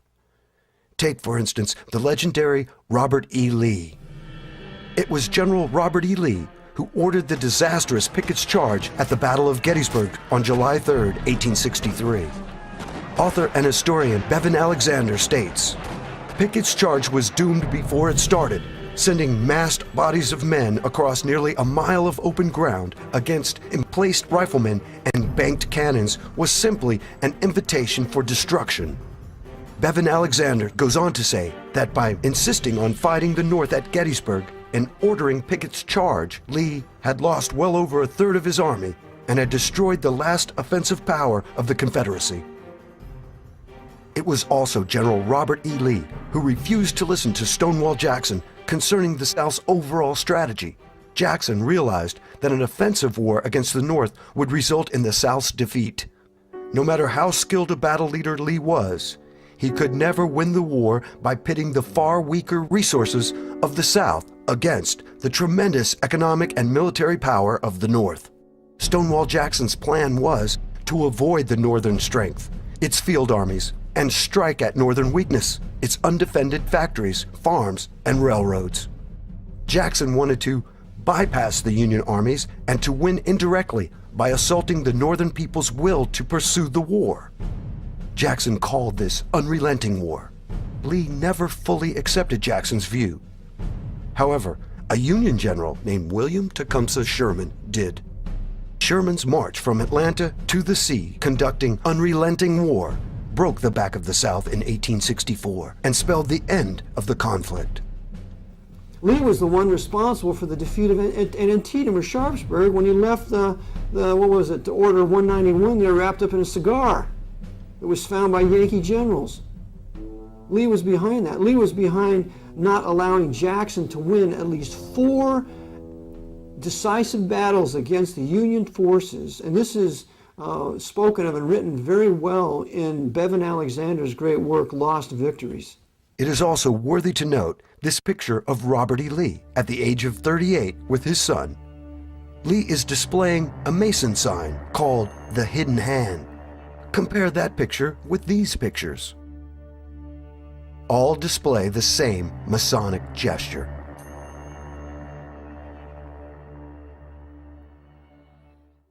That the Jesuits had infiltrated Freemasonry in the late 1700s and had taken control of the leadership of this secret society was unknown to Freemasons serving in both the Northern and Southern armies. Essentially, all Freemasons were serving the Jesuits and the Pope. Besides Lee's inactions and blunders on the battlefield, as well as those of other Confederate generals, a case can be made that the South's greatest general, Stonewall Jackson, was murdered during the 4-day Battle of Chancellorsville, Lee being an accomplice. Jackson brings forth his plan to Lee how to flank Hooker's army, and then we can attack him from the rear. And Lee says, well, go ahead. Instead of saying, praise God, yes, if we can defeat Hooker, we can then march across the Potomac to Washington. Because that's all it would have taken. We were this close to keeping our liberty. But because Lee is in cahoots with Hooker, and there are Jesuits who are observers on the battlefield, as there were at Gettysburg, an arrangement is made between Lee and A.P. Hill, because A.P. Hill hated Jackson's guts. Jackson had A.P. Hill arrested. This is General A.P. Hill. General Jackson had General A.P. Hill arrested for insubordination. And Hill hated him for it. And so this was Hill's chance to get back.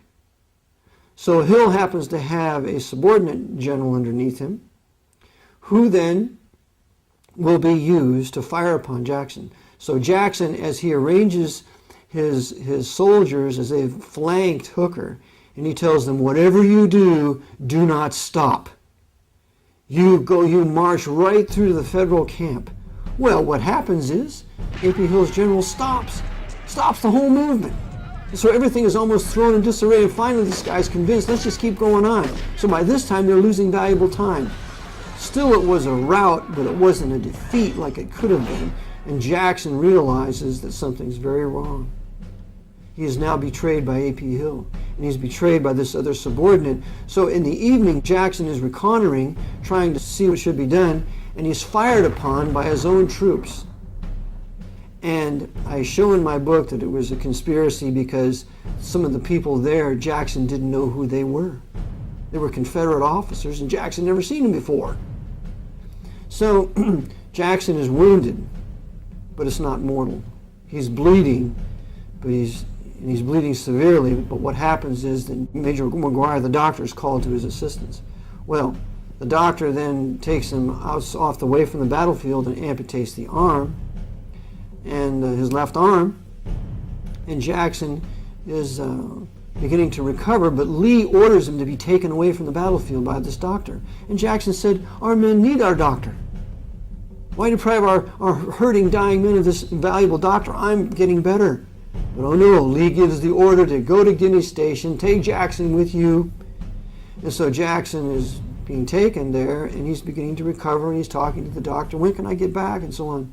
Well, the doctor gets him to Guinea Station and takes him away from the main house and takes him out to this little shack where only the doctor and he are allowed to be. And it's there that this dirty Freemason, Hunter McGuire, poisons Jackson, I believe, on about a Wednesday or Thursday.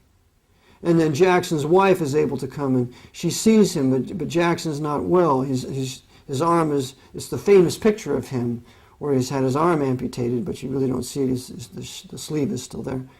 But he's been poisoned for the first time. And then Friday or Saturday, he's given the final poisoning, and he can't survive. And so the doctor poisons him, and his wife Julie is pleading for him. "Doctor, isn't there any more you can do for him?" And so he dies. And with the death of Jackson, the poisoning of Jackson, then this very same wicked Hunter McGuire poisons Jackson's right-hand man, who's also a preacher, Sandy Pendleton, Colonel Pendleton. He poisoned him too. So the Jesuits are busy using this doctor to get rid of the true Southern Confederate leadership, Lee being a party to all of this. Like many others, Stonewall Jackson was getting in the way of Jesuit plans and had to be eliminated. At this point, we should take note of a man by the name of James Clark. Clark graduated from West Point in 1829. After graduation, Clark was assigned to Louisiana. After a year of service, James Clark resigned his commission and converted to Catholicism. In 1844, Clark would become the first West Point graduate to join the Jesuits. Clark went on to teach mathematics and science at Georgetown University, and he became the president of Holy Cross. It was said that Clark took a lively interest in the doings of his former classmates. And just who were his former classmates? None other than Robert E. Lee and Joseph E. Johnston. One can also include Jefferson Davis in this list, since Davis graduated a year ahead of Clark. It can only be guessed as to what communications these former West Point graduates had with each other. But that a Jesuit was in communication with Lee, Johnston, and Davis during the period of the war between the states is surprising and somewhat shocking. And what is even more shocking were the activities of Confederate President Jefferson Davis in 1863. Protestant Jefferson Davis began corresponding with the Roman Catholic Pope. Pope Pius IX, who was completely in the hands of the Jesuit order at this time, because he was not in their hands when he first became Pope. He writes a letter to Jefferson Davis acknowledging him as the President of the United States. After the Battle of Gettysburg, there was a lot of correspondence that took place between the Davis government and the Vatican, the Davis government appealing to the Pope for official help and recognition, which Pope Pius IX eventually did give him. Davis was no stranger to Roman Catholicism. He had entered the Dominican-operated College of St. Thomas Aquinas near Springfield, Kentucky, for 2 years. He was the only Protestant student at the school. Interestingly enough, the young Davis sought to become a Catholic, but was encouraged to remain Protestant. One must ask why would the Roman Catholic Church turn down a convert? Did the Roman Church have plans for Davis that would be better served with him remaining a Protestant? After the war, Davis was sent a portrait of the Pope. Such a gift, said a great niece, was never before conferred on any but crowned heads. General Lee also had his own picture of Pope Pius IX, noting that the Pope was the only sovereign in Europe who recognized our poor Confederacy. Such was the attitude of these leaders of the Confederacy. Men who were easily fooled or who were willingly playing along with the Jesuits' plan. It was these men who led the Protestants of the South into a war that they had no intention of winning. Shades of Korea, Vietnam, and the Gulf Wars come to mind. It should be remembered that for all of its posturing and open statements of support for the South, the papacy was really not on the South side at all. The open but false policy of Rome was that the Pope was on the side of the South. And Chiniquy falls for this delusion in his book, unfortunately. The secret but true policy of Rome was that Rome was completely on the side of the radical red Republicans in the North. Stevens, Sumner, Bingham, the list goes on and on. So, because of this, the Jesuits made a show that they were behind the South to create more animosity on the part of the Northern Protestants against the Southerners of the South, because the Pope's against us by siding with the South. When in fact, they wanted the utter annihilation of the Southern Protestants. Now let us turn our attention to the Union Army. What was true with the Southern generals, Lincoln, to his dismay, discovered was also true with his Northern generals. They had allegiances to others besides the Union and Lincoln. General George McClellan failed to employ his vastly superior forces to defeat Confederate General Lee on numerous occasions, the most famous of which was at the Battle of Antietam. Historian James M. McPherson has pointed out that the 2 corps of troops McClellan kept in reserve were in fact larger than Lee's entire force. The reason for McClellan's reluctance to put his reserve into the fight was that, as in previous battles, he was convinced he was outnumbered. It should also be pointed out that McClellan was a Freemason. The question has to be asked, who was McClellan really listening to, Lincoln or the Jesuit superior general? Earlier, we noted General Lee's disastrous orders to General Pickett at the Battle of Gettysburg. At the same battle, Union General George Meade allowed General Lee to escape. Meade was a Roman Catholic. And after Gettysburg, Lee is allowed to escape because a Jesuit then rides into the camp of Roman Catholic General Meade. And Roman Catholic Meade refuses to pursue Lee's army and captures only one gun, when the South could have been defeated right then and there would not have been the rape, pillage, and plunder from 1863 to 65. There would not have been the destruction of General Sherman from Atlantis to Savannah. There wouldn't have been the burning down of Protestant Columbia. The 4 Protestant states of the South that were to be destroyed and plundered were Georgia, North and South Carolina, and Virginia. Those are the states that were plundered. New Orleans was under Butler the Beast, but Roman Catholic Louisiana was not persecuted. But it was those 4 key Protestant southern states that were made war upon. That would not have happened had Lee not been allowed to escape. And Chiniquy writes of this in his book when the Jesuit rode into the camp and spoke to Meade.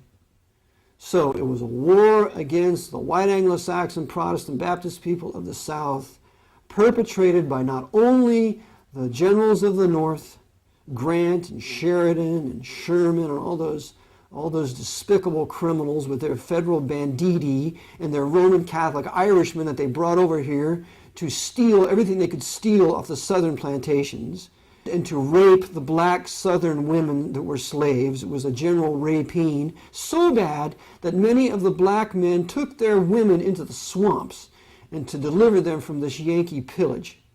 It was a complete and total grand theft and larceny of the Southern people. In spite of the treacherous behavior on both sides, on April 9, 1865, General Robert E. Lee surrendered his Confederate Army to General Ulysses S. Grant at the village of Appomattox Courthouse in Virginia. 2 days later, on April 11th, Lincoln made a speech discussing post-war America. In the speech, Lincoln spoke in a conciliatory manner toward the Southern states. Let us all join in doing the acts necessary to restoring the proper practical relations between these states and the Union, they never having been out of it. These words, taken with the amnesty for all Southerners that Lincoln had proclaimed in November of 1863, show us that the President was not looking for further reprisals or punishments against the South. However, Rome and the Holy Alliance wanted no amnesty for the South. And going back to the hated Constitution with states' rights and freedoms derived from the Bible. Lincoln had served his purpose. It was time for his removal. Lincoln was a useful tool, thinking he was actually saving the Union because he wanted to restore the Southern states on the same footing they had left the Union, which would have frustrated the purposes of the Jesuit order by making a consolidated empire out of all the states. To ensure total chaos, the Jesuits decided Lincoln would not be the only target. So they came up with this plan to assassinate not just Abraham Lincoln, but the entire government. The South had lost the Civil War, so they were going to take out Abraham Lincoln, Vice President Andrew Johnson, the head of the Northern Army, Ulysses S. Grant, and the Secretary of the State, William Seward, all in one night. On April 14th, 1865, only 5 days after Lee's surrender, the conspirators struck. Abraham Lincoln was shot while watching a play at Ford's Theater. He died the next morning, April 15th, at 7:22 a.m. Secretary of State Seward was attacked at his home. The assassin, Lewis Payne, repeatedly stabbed Seward and escaped. Miraculously, Seward recovered from his wounds. Vice President Johnson's assassin, George Atzelrod, lost his nerve at the last minute and fled the scene. And General Grant avoided his assassin by leaving town earlier in the day to check on a sick friend. But who were these assassins? Most people know about John Wilkes Booth, the man who pulled the trigger and killed Lincoln. But few realize that most of the conspirators were Roman Catholic. Even Booth had converted to Catholicism. It's clear that John Wilkes Booth, while he was a member of the Knights of the Golden Circle, at the time he was plotting Lincoln's assassination, he was also meeting in the home of a very devout Roman Catholic woman by the name of Mary Surratt, right in Washington, D.C. And it was in her home that the plot to kill Lincoln was hatched. The Jesuits of Washington, D.C. put together the plot for the assassination. The Jesuit power behind that plot was Bernardin F. Wiggett. Jesuits, under the stream of an induction, they were not directly to be involved. They only were the elements, the intellectual element that will prepare this. The case of Abraham Lincoln. Abraham Lincoln, the president, was killed by the Jesuits of Rome, but there was no a Jesuit there involved directly. Nevertheless, was the Jesuit who prepared the plot against his life and prepare and train those who were to kill him. They arranged it. Yes. To be sure, the assassins were also Southerners, but they were first and foremost Jesuit assassins and agents of the foreign dictator called the Pope. Among the conspirators was Mary Surratt's son, John Surratt. His tale leads to the very doors of the papal palace in Rome. 4 of them were eventually hung, and the rest were sent to prison for various lengths of time. Booth was killed in a barn, but the story around Surratt is absolutely amazing. Surratt, after the assassination, John Surratt escaped to Canada. Now, the Southern government had a kitchen cabinet based in Montreal. So that's the first place he went, was to Montreal. And who's in Montreal to meet this Surratt was 2 priests. And they squirreled him away for about 6 months. At the same time, the government is looking all over for this guy. It's like the biggest manhunt in U.S. history, and they can't find him. And here he is sitting in a little town outside of Montreal, being protected by priests. The Jesuits were behind this assassination. They controlled Surratt. Surratt called time outside of Ford's Theater. John Wilkes Booth does the shooting. The guard, the Secret Service guard, who's supposing to be guarding the entranceway to the booth of Lincoln, he just happens to leave his post. And he's never punished for it. So the assassination takes place. Surratt escapes to Canada. He's taken to Liverpool. He's taken from there to Rome. He enlists in the Pope's Zouave army.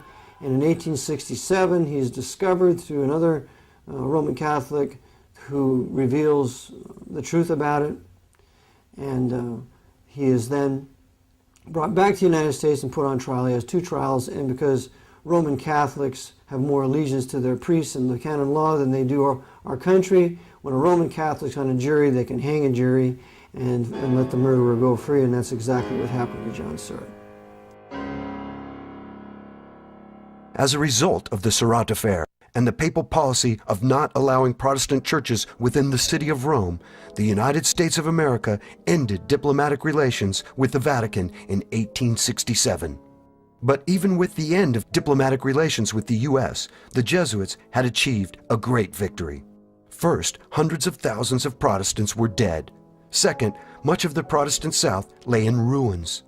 Third, forcing the South at gunpoint to stay in the Union had dealt a severe blow to the Constitution and the concept of freedom. And lastly, Lincoln was dead, and the Jesuits were avenged for his interference in the Chiniquy trial and his attempt to restore the Republic to its pre-war state. Adding insult to this situation, the Jesuit-controlled radical Republicans in Congress, men like Charles Sumner and Thaddeus Stevens, were able to pass the 14th Amendment in 1868. The 14th Amendment created a new type of citizen, a citizen of the United States. Whereas before, a man was a citizen of the state in which he was born, citizenship was now at the national level. Ostensibly, this new citizenship was created to help the freed slaves, but in reality, it was a measure that would allow the federal government to strip away constitutional rights from the people and replace those rights with privileges granted by the government.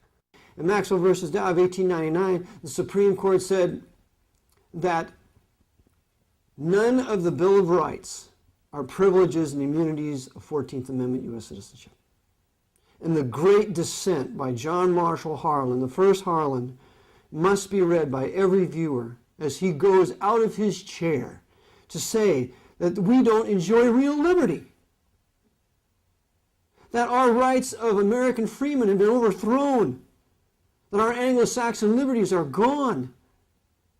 And then he reiterates in 1908 in Twining versus New Jersey, when Twining versus New Jersey comes out and says the First Amendment, the Second Amendment, the Third Amendment, the Fourth Amendment, the Fifth Amendment, the Sixth Amendment, the Seventh Amendment, the Eighth Amendment, none of those amendments are privileges and immunities of United States citizenship under the 14th Amendment. That's why in court you take your Fifth Amendment privilege. That's why you own a gun with a privilege. That's why you worship God now by a privilege granted from Washington. This ought to make us irate.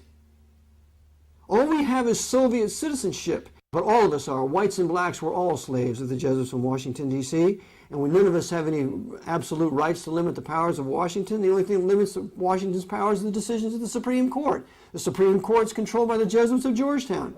You got 5 Roman Catholics sitting on it now.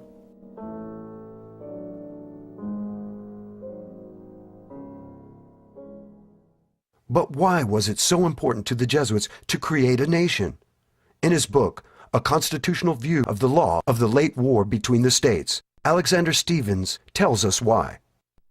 In Volume 2, Alexander Stevens tells us on page 650 the real reason of the 14th Amendment. Quote, consolidation and empire. That's the purpose of the amendment. Consolidation of the states and empire. That's why I call it the Pope's Holy Roman 14th Amendment, corporate fascist, socialist, communist empire created by this 14th Amendment.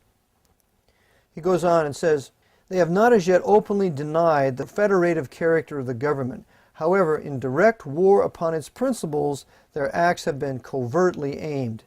This is an exceedingly important fact to be specifically noted and kept in mind. These monstrous reconstruction measures, with all their enormities and fatal tendencies towards ultimate complete centralism and empire, are still based upon the assumption that the states, as separate integral parts, constitute members of what is still, in words at least, acknowledged to be a federal union.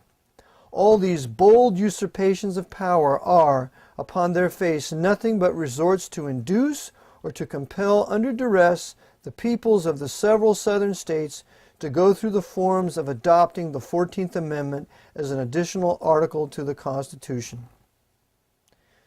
So, he then concludes, no system of representative government can be long maintained by any people who have not the intelligence to understand it, the patriotism to approve it, and the virtue to maintain inviolate both its form and principles as established.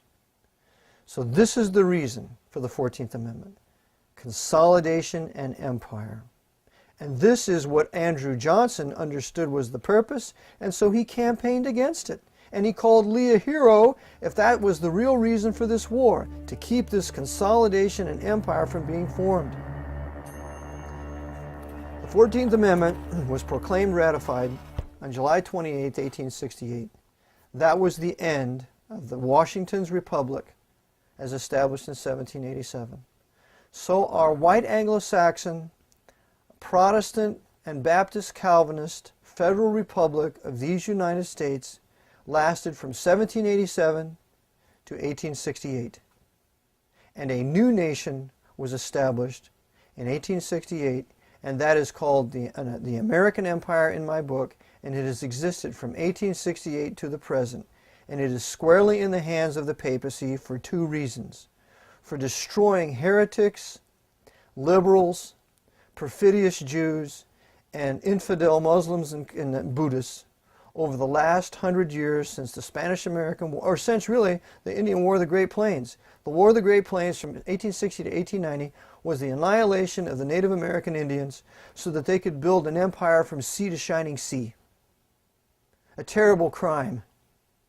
And it was all led by a Roman Catholic Army general named Philip Sheridan, who was advised by America's most powerful Western Jesuit at the time, Pierre de Schmidt. And it was this Philip Sheridan who said, the only good Indian is a dead Indian.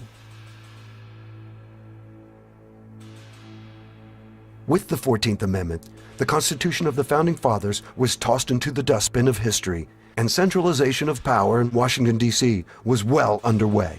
Now the American empire could begin in earnest. The American states, both in the North and South, would be subservient to the federal government and would be essentially slaves to this new master. In rapid succession, the United States found itself in one war after another. The Spanish-American War, World War I, World War II, the Korean War, the Vietnam War, the Cold War, Gulf War I, Gulf War II, and a host of smaller police actions, such as in Somalia, Bosnia, Afghanistan, and Libya. Looking over the last 150 years, one can discern the influence of the Jesuits in the initiation of these wars and conflicts for the purpose of building a world empire under their control. Early in the 20th century, the Jesuits were determined to start a new European war. Germany expelled the Jesuits in 1872. Russia had expelled the Jesuits in 1820. France had expelled the Jesuits in 1880. Britain had formally, although not in actuality, had formally expelled the Jesuits in 1829. Every country in Europe, Switzerland, 1848, every country in Europe had expelled the Jesuits except Belgium. And so the Jesuits said, well, now we're going to have to punish these people because they obviously didn't learn the lesson with Napoleon Bonaparte. So what we're going to do is we're going to use Britain and we're going to use America, and we're going to have a second 30 Years' War. The first one was from 1618 to 1648. The second one's going to be from 1914 to 1945.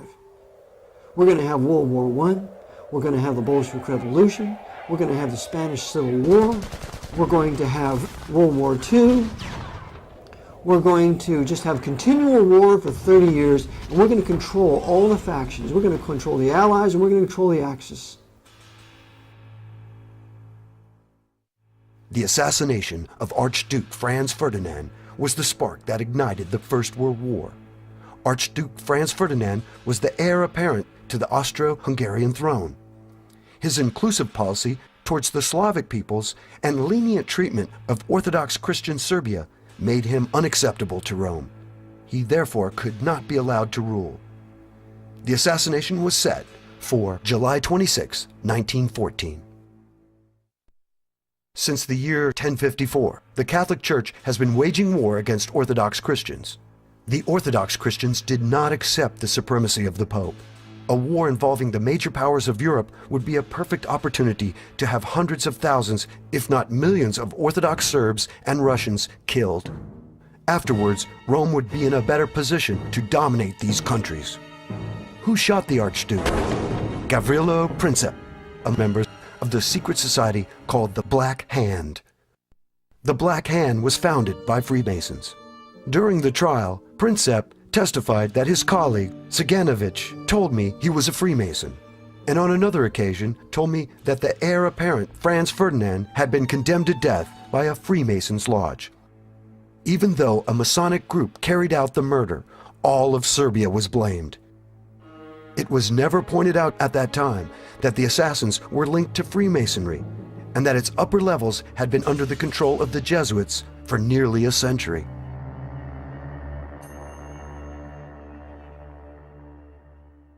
After World War I, a movement was put in motion to have a world government that would help the nations of the world live in peace. A peace controlled by the Jesuits. When this world government, or League of Nations, failed to materialize, the Jesuits pushed forward plans to create a second world war. Even before the end of World War I, the Jesuits had set in motion a plan to bring the Russian Orthodox Christians back into the fold of the Pope's control. Under the direction of their superior general, Vladimir Ledovchkovsky, the Jesuits instigated the Bolshevik Revolution in 1917. This revolution brought communism to Russia. The Jesuits had been thrown out of Russia over 100 years earlier, but now the leader of the Bolsheviks, Vladimir Lenin, admitted the Jesuits back into Russia in 1922. Lenin proved fickle and showed signs of disloyalty to the Jesuits. For this, he was poisoned, and his replacement, Joseph Stalin, was ready to carry on with the Vatican's bidding. As a boy, Stalin had obtained a scholarship to attend Tiflis Theological Seminary. Openly, the school was Orthodox Christianity, but behind the scene, it was run by the Jesuits. In 1931, Stalin was interviewed by Emil Ludwig. Ludwig, do you not admit that the Jesuits have good points? Stalin, yes. They are systematic and persevering in working to achieve sordid ends, but their principal method is spying, prying, worming their way into people's souls and outraging their feelings. Once in power, Stalin killed millions of people, both Jews and Orthodox Christians. He killed anyone who would resist the new Soviet state he created based on Marxism.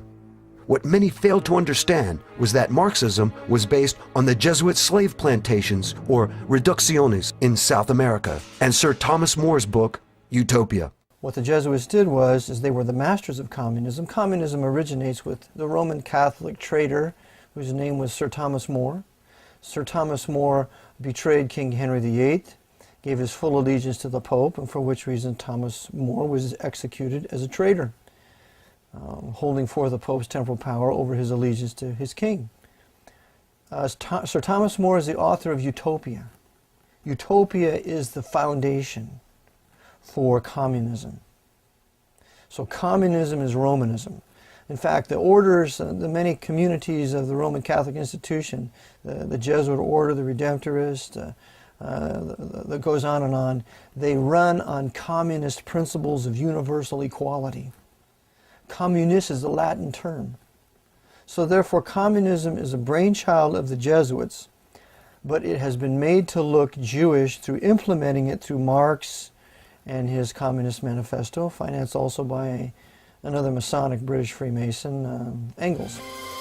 Besides establishing communism in Russia after World War I, the Jesuits sought to re-establish the Pope's physical kingdom that had been taken from him in 1871. On June 7, 1929, the Lateran Treaty was ratified, which re-established the Pope's domain called Vatican City. The new Prime Minister of Italy, Benito Mussolini, was instrumental in bringing about the treaty. The treaty occurred only a few months before the economic crash that started in America and quickly spread around the world, called the Great Depression. Approximately $90 million worth of gold in lira, I think it was about $1 billion worth of lira, something like that, was given to the papacy by the Italian government.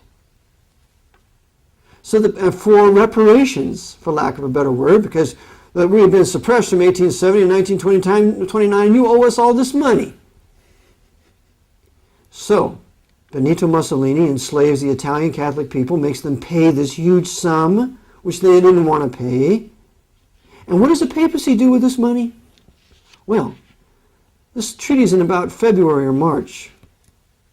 In October, the Jesuits crashed the American stock market.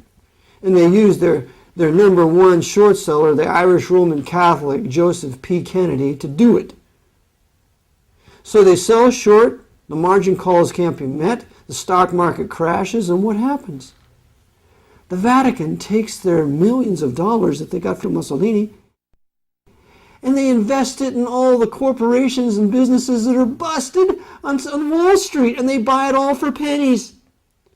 So by the time Wall Street comes back into power, the Archbishop of New York completely controls all the major corporations in this country. As banks began to fail, the Federal Reserve did not act to pump money into the system, which it should have done had those in control of it wanted to keep the banks afloat. As the chaos lingered and many lost their jobs and were driven into poverty, the Jesuits created a dictatorship out of the office of the President of the United States.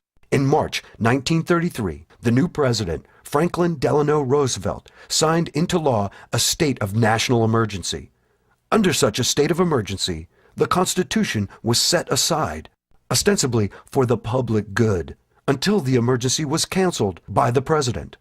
Roosevelt never canceled the emergency. This was verified in 1973 by the Church Matthias Committee and published in Senate Report 93-549. No American president since then has canceled the emergency. And even though Congress passed the National Emergency Termination Act in 1974, this termination was in name only. The reality was that the emergency powers taken were never returned. They continued in the U.S. Code as permanent powers. Thus, we are currently in a state of emergency or dictatorship. It should also be noted that Roosevelt was a 32nd degree Freemason. FDR was obliged to follow the orders of the head of this secret society. His oath to Freemasonry superseded his oath to the U.S. Constitution. And as we have seen, the man in control of Freemasonry was the Jesuit Superior General. In Germany, the Vatican had in place Adolf Hitler. It is usually not emphasized, but Hitler was a Roman Catholic. Hitler praised the Roman Catholic Church, saying that, until now, there has never been anything more grandiose on the earth than the hierarchical organization of the Catholic Church. Heinrich Himmler, Hitler's head of the SS, was also a Roman Catholic. Friedrich Hofhet wrote, "Hitler, Goebbels, Himmler, and most members of the party's old guard were Catholics." After the war, Walter Schellenberg, former head of German counter-espionage, stated, "The SS organization had been constituted by Himmler according to the principles of the Jesuit order." Himmler's title as Supreme Commander of the SS was to be the equivalent of the Jesuits' general. Incredibly, although he killed and tortured millions, the Vatican never excommunicated Hitler. In fact, not one of the mass murderers of the Third Reich was ever excommunicated by the Vatican. the day Hitler died, the Spanish dictator Franco, also a Roman Catholic, had this statement run in the publication Reforme. Adolf Hitler, son of the Catholic Church, died while defending Christianity.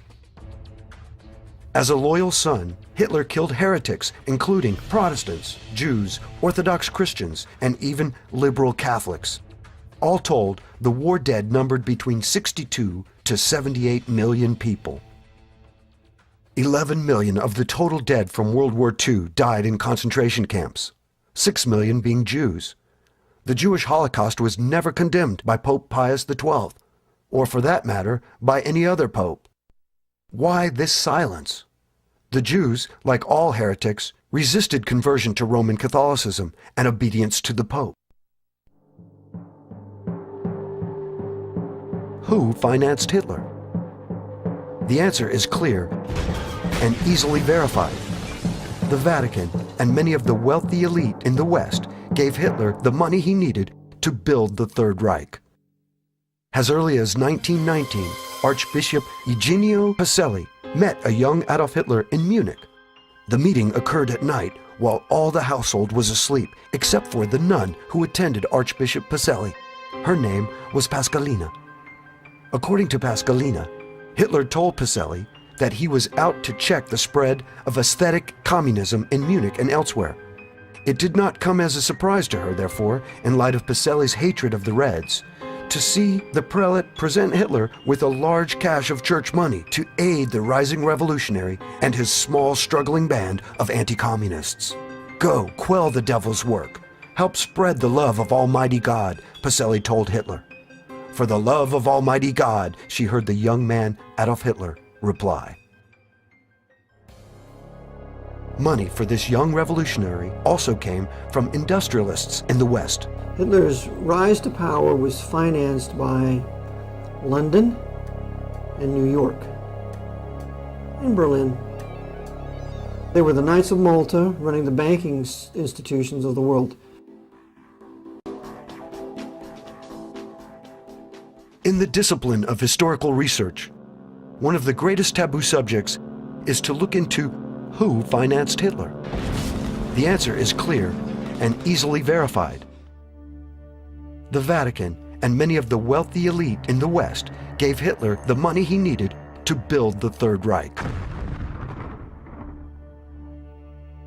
Many do not realize that Prescott Bush, the grandfather of President George W. Bush, and George Herbert Walker, the maternal great-grandfather of President George W. Bush, were Nazi collaborators. Along with Averell Harriman, they set up Union Banking Corporation as a complex money laundering operation for a number of Nazi front businesses. Documents at the National Archives and the Library of Congress show conclusively that Prescott Bush and George Herbert Walker should have been tried for treason because their Nazi dealings continued after the U.S. entered World War II. They had continued to do business with their primary Nazi patron, who was Fritz Thyssen, who backed Hitler beginning in 1921 and who was the wealthiest man in Germany, and a steel and coal baron who, with his partner Friedrich Flick, essentially built the Nazi war machine along with I.G. Farben. In 1951, when Fritz Thyssen died in Argentina, Union Banking Corporation was liquidated by the U.S. government, and Prescott Bush received $1.5 million for his holdings in his Nazi business, and that was the beginning of the Bush family fortune for all intents and purposes. George Bush doesn't take his philosophical foundation from the Bible or the teachings of Jesus in the Sermon on the Mount. George Bush takes his inspiration from what he learned in Skull and Bones and from the Thule Society that Hitler and Goebbels and Goring cut their teeth in, Bohemian Grove, these evil organizations that perpetrate the ugly things that these criminals are doing to this country, for which they must be held accountable. The Jesuits created the Illuminati in 1776. The American branch of the Illuminati was called Skull and Bones and has its headquarters at CIA recruiting ground, Yale University. Prescott Bush was a member, as was his son and grandson, President George W. Bush. It is interesting that in the 2004 presidential election, two Skull and Bones members ran against each other. You were both in Skull and Bones, the secret society. It's so secret we can't talk about it. What does that mean for America? The conspiracy theorists are going to go I'm wild. sure they are. I don't know. I haven't seen the web. Number 322. First of all, he's not the nominee, and look, I look forward. Are you prepared to lose? No, I'm not going to lose. You both were members of Skull and Bones, a secret society at Yale. What does that tell us? Not much, because it's a secret. Is there a secret handshake? Is there a secret code? I wish there were something secret I could manifest. 322, a secret number? There are all kinds of secrets, Tim, but one thing is not a secret. I disagree with this president's direction. It is evident that the Bush family and others are under and have been under the control of the Jesuits for decades. Most people are familiar with Hitler's book, Mein Kampf. However, it may surprise many that Hitler did not write the book. Adolf Hitler was not a writer. Adolf Hitler was a newspaper reader. According to Kurt Kruger's great book, I Was Hitler's Doctor, it was published in 1934, he said that Hitler's lair was just filled with old newspapers, that's all he ever did was read. These old newspapers. He was not a writer. He was not a student of history. He was not a student of culture. If you read Mein Kampf, whoever wrote it knew the cultures of many different countries over many different centuries. They knew all about political practices. The writers of Mein Kampf were brilliant. And Mein Kampf, according to Leo Lehman, who was an Irish Roman Catholic priest, who wrote Behind the Dictators in 1942, said that Father Bernard Stampfel was the real author of Mein Kampf. Adolf Hitler was created to be an instrument of the Jesuits, and like Napoleon, Hitler served his creator well. Millions of the Vatican's enemies were dead, and America forgot George Washington's warnings and abandoned its policy of isolationism. During World War II, the Vatican targeted the Orthodox Christians in Croatia for destruction. As in World War I, the Orthodox Serbians of Croatia suffered again in World War II. A campaign of terror and murder was inflicted on the Serbs by the Croatian Ustaše regime. The leader of the Ustaše was Ante Pavelić, a Roman Catholic. Pavelić and the Ustaše murdered around 500,000 people, while 250,000 were expelled and another 200,000 were forced to convert to Catholicism. Like the Jewish Holocaust, Pope Pius XII never condemned these atrocities, nor has any pope since then condemned them. Once the war had concluded, the Vatican helped former Nazis escape Germany to safe havens in South America. They even helped Ustaše leader Pavelić escape to Argentina. Pope Pius XII was the Pope who saved hundreds of thousands of Europe's Nazis who passed through Vatican monasteries, Dominican, Benedictine, and Jesuit, where they were given shelter, new identities, new passports, sent largely to South America, but there were plenty sent elsewhere, including to the United States, where there was even a program to get the good ones out, Operation Paperclip, which is well known, but Canada let in, and I know this, Mackenzie King let in tons of Nazis who passed through the Vatican monasteries, and this Pope Pius XII could, it's impossible he didn't know about that. After World War II, a conflict began between the Western powers, mainly the US and Britain, and those of the East, the Soviets and the Chinese. It came to be called the Cold War. From its beginning, the Cold War was a way of keeping the world in chaos and fear, pitting the Christian nations against the communist nations. And most importantly, a way to keep the spotlight off the Vatican. Many people knew of Rome's backing of the Catholic dictators of Europe. They also knew of Rome's aid in helping many of them to escape. The Vatican had not been punished for these crimes. In fact, Pope Pius XII should have stood before the judges at Nuremberg. The Jesuits used the Cold War as an effective diversion for Rome. It worked like a charm. To get it started, a rock in the road had to be removed. That rock was General George S. Patton. At the end of World War II, General George Patton wanted to attack the Soviet Union. Patton saw the menace to the free world communism was and wanted to go ahead and end it. Patton's conversation to General McNarney in 1945 was revealing. Why do you care what these goddamn Russians think? We are going to have to fight them sooner or later. Why not do it now while our army is intact and the damn Russians can have their hind end kicked back into Russia in 3 months? The Jesuits could not allow the Soviet Union to be destroyed. As Robert Wilcox lays out in his book, Target Patton, Roman Catholic William Donovan, head of the OSS, arranged for the assassination of Patton. Patton had survived 3 previous attempts on his life. He also survived the 4th, but was hospitalized. While in the hospital, a refined form of cyanide was given to him that can cause or appear to cause embolisms and heart failure. After making preparations to leave the hospital, Patton's health took a sudden turn for the worse, and he died. The result was that the Jesuits got their Cold War.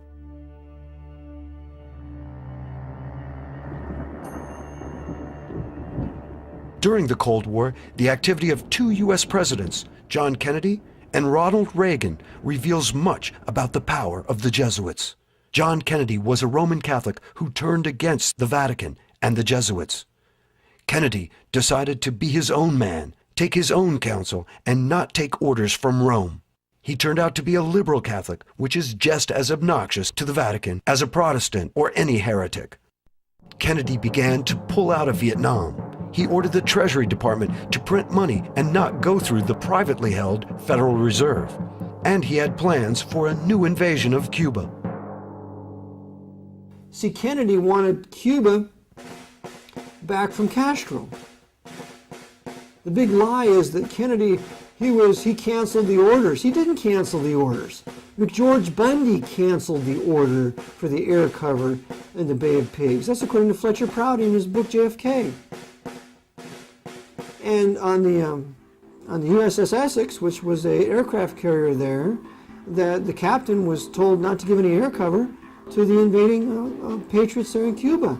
But that cover was canceled, not by JFK, because the night before he said he gave a go-ahead. And to prove this point, there's a book that's been released about a year ago called Ultimate Sacrifice, written by Waldron. And in that book, it shows that JFK had planned to invade Cuba on December 1st, 1963, and get rid of that Jesuit, Fidel Castro. On November 22nd, he was killed. Even 9 days before the invasion was to take place. Like the assassination of Abraham Lincoln, John F. Kennedy's assassination was meticulously planned and executed, with Lee Harvey Oswald as the patsy. But you see, Gene Hill with Mary Moorman were right there at the limousine. And Gene Hill and Mary Moorman said that the driver turned around and shot. But they thought the driver was shooting back at the shooter. They didn't know the driver was shooting JFK in the head, along with the storm drain shooter. A simultaneous headshot. That shot from the grassy knoll was a distraction. They had a smoke. I mean, we've had smokeless gunpowder since the turn of the century. I mean, why would they use a rifle and have smoke? It was a distraction for the crowd to run up to the grassy knoll, because the real shooters was the storm drain shooter and the driver shooting Kennedy in the head simultaneously. And I show in my book, Kennedy was shot 5 times. The assassination was done in a very public way to show other would-be presidents what would happen if orders were not followed. The assassination of John F. Kennedy is done in broad daylight as a warning to all the other leaders of the world, but it's also done with this viciousness, because you see, JFK was a Catholic, and they wanted to kill their Catholic boy who refused to uphold the temporal power of the Pope.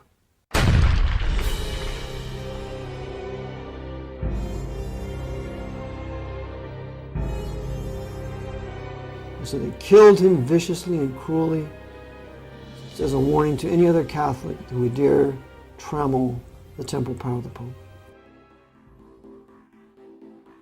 In contrast to Kennedy, Ronald Reagan did everything he could to court Vatican approval after an assassination attempt on his life in 1981. Well, Ronald Reagan was advocating some things that would have built the middle class that were generally pretty good. He was talking like a conservative. Evidently, he thought for a few minutes he was the president because he'd been told to choose George Bush as the vice presidential candidate. And all the conservatives said, how could you do this to us? And yet he's still, quote unquote, elected. So Reagan starts to advocate some pretty good things. And so, we're going to punish you, Ronnie. And so they carried out the attempted assassination. If he survives, he'll do what he's told. If he doesn't survive, well, then George Bush will openly take his place and be the president. Either way, we win.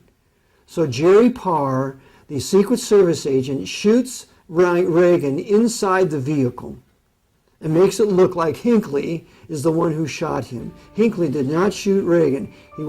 Reagan was untouched at the time he was entering the limousine.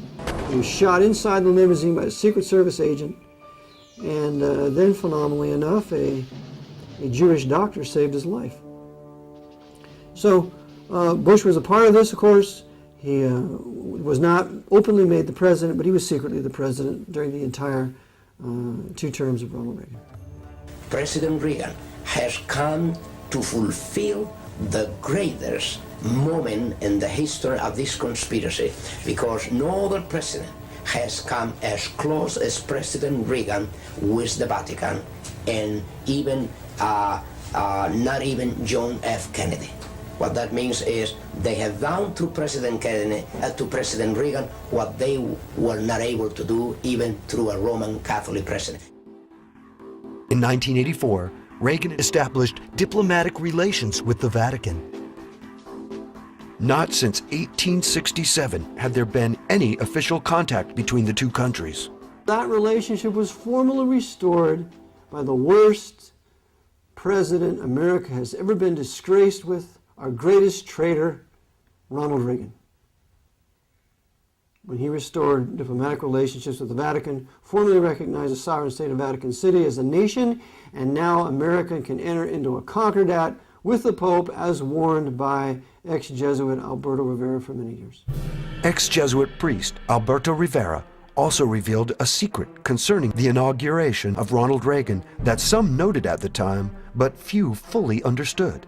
Alberto Rivera made a startling statement in which he said there would be a sign given to Jesuits throughout the world when all churches would be taken over by the Jesuit order.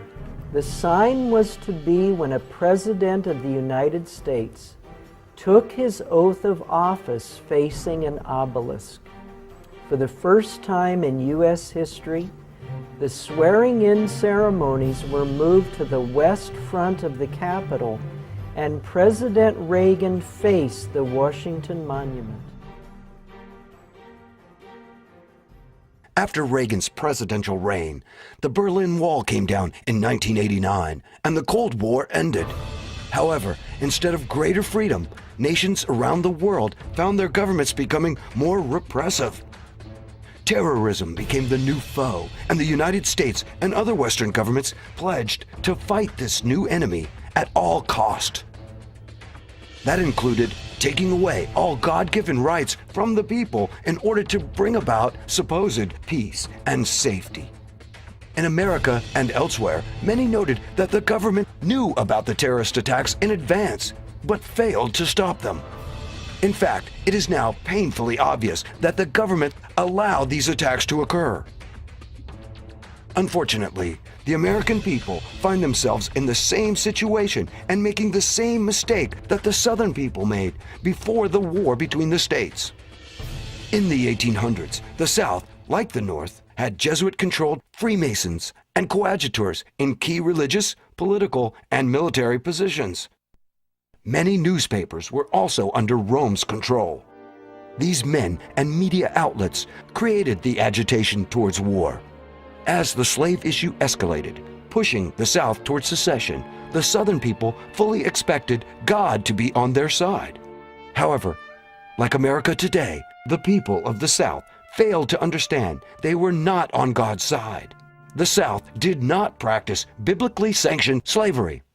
The Bible authorizes two types of slavery: a voluntary servitude to pay off debt, and slavery as a result of war. The South did not practice these types of slavery. The South practiced man-stealing or kidnapping for profit. Exodus 21:16 clearly states, "And he that stealeth a man, and selleth him, or if he be found in his hand, he shall surely be put to death." For their sin and refusal to repent of man-stealing, the South reaped a harvest of death and destruction. Likewise, America today is finding itself in the same situation. Instead of asking God why He did not protect them from the terrorist attacks on September 11, 2001, Americans were easily manipulated with pride and cried out for vengeance against a foreign enemy.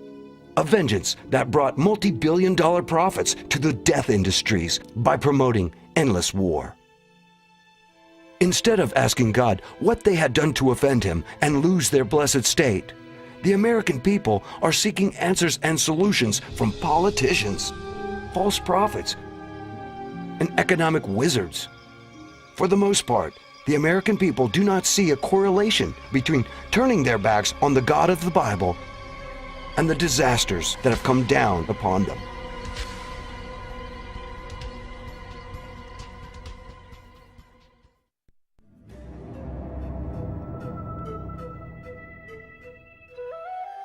At the beginning of the 20th century, the Jesuits decided to implement their plans to create a central bank in the United States. Their plan would enable them to pay for the wars that were coming as the American empire expanded. Once this was accomplished, the common man would hold worthless paper, and the Jesuits would be in a position to fund new wars using the U.S. military as its muscle. The Jesuits, in their counter-reformation, have set out to destroy the Protestant Reformation, which had a middle class and private rights and private wealth and private land ownership. And in their attempt to bring the world back to the Dark Ages, the 13th century, when Pope Innocent III was the demon pope of all of Europe at the time, set out to destroy the Albigenses and others. To do this, to destroy Western Protestant civilization, they had to implement the pillars of the Communist Manifesto. Well, two of those pillars are these.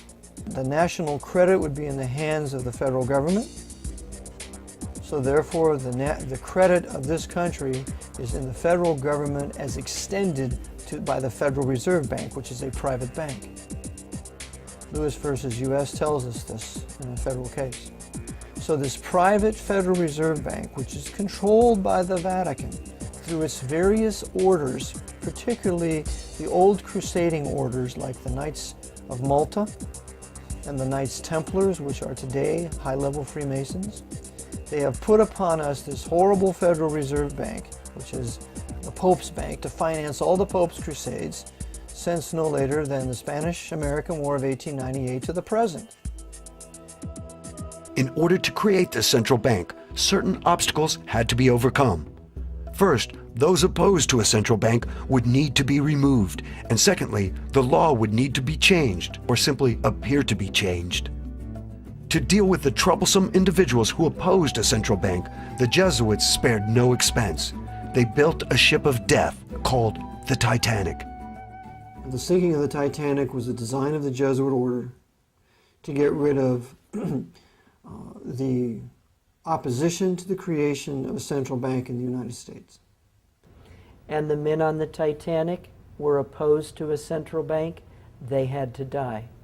Among those were John Jacob Astor, Isidor Straus, Benjamin Guggenheim, and a host of other millionaires who were opposed to a central bank in America. Therefore, they had to be taken out of the way, and they were on the Titanic. The company building the ship was owned by J.P. Morgan, who was himself an agent of the Rothschilds family, the Rothschilds being the bankers for the Pope and the Vatican.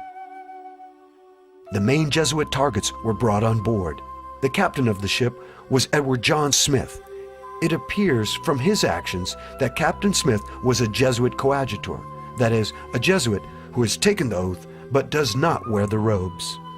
a coadjutor blends into the scenery and never looks like a Jesuit priest. It is a veteran sea captain, Edward Smith, who orders the ship to travel through an 80-square-mile ice field at full speed on a moonless night.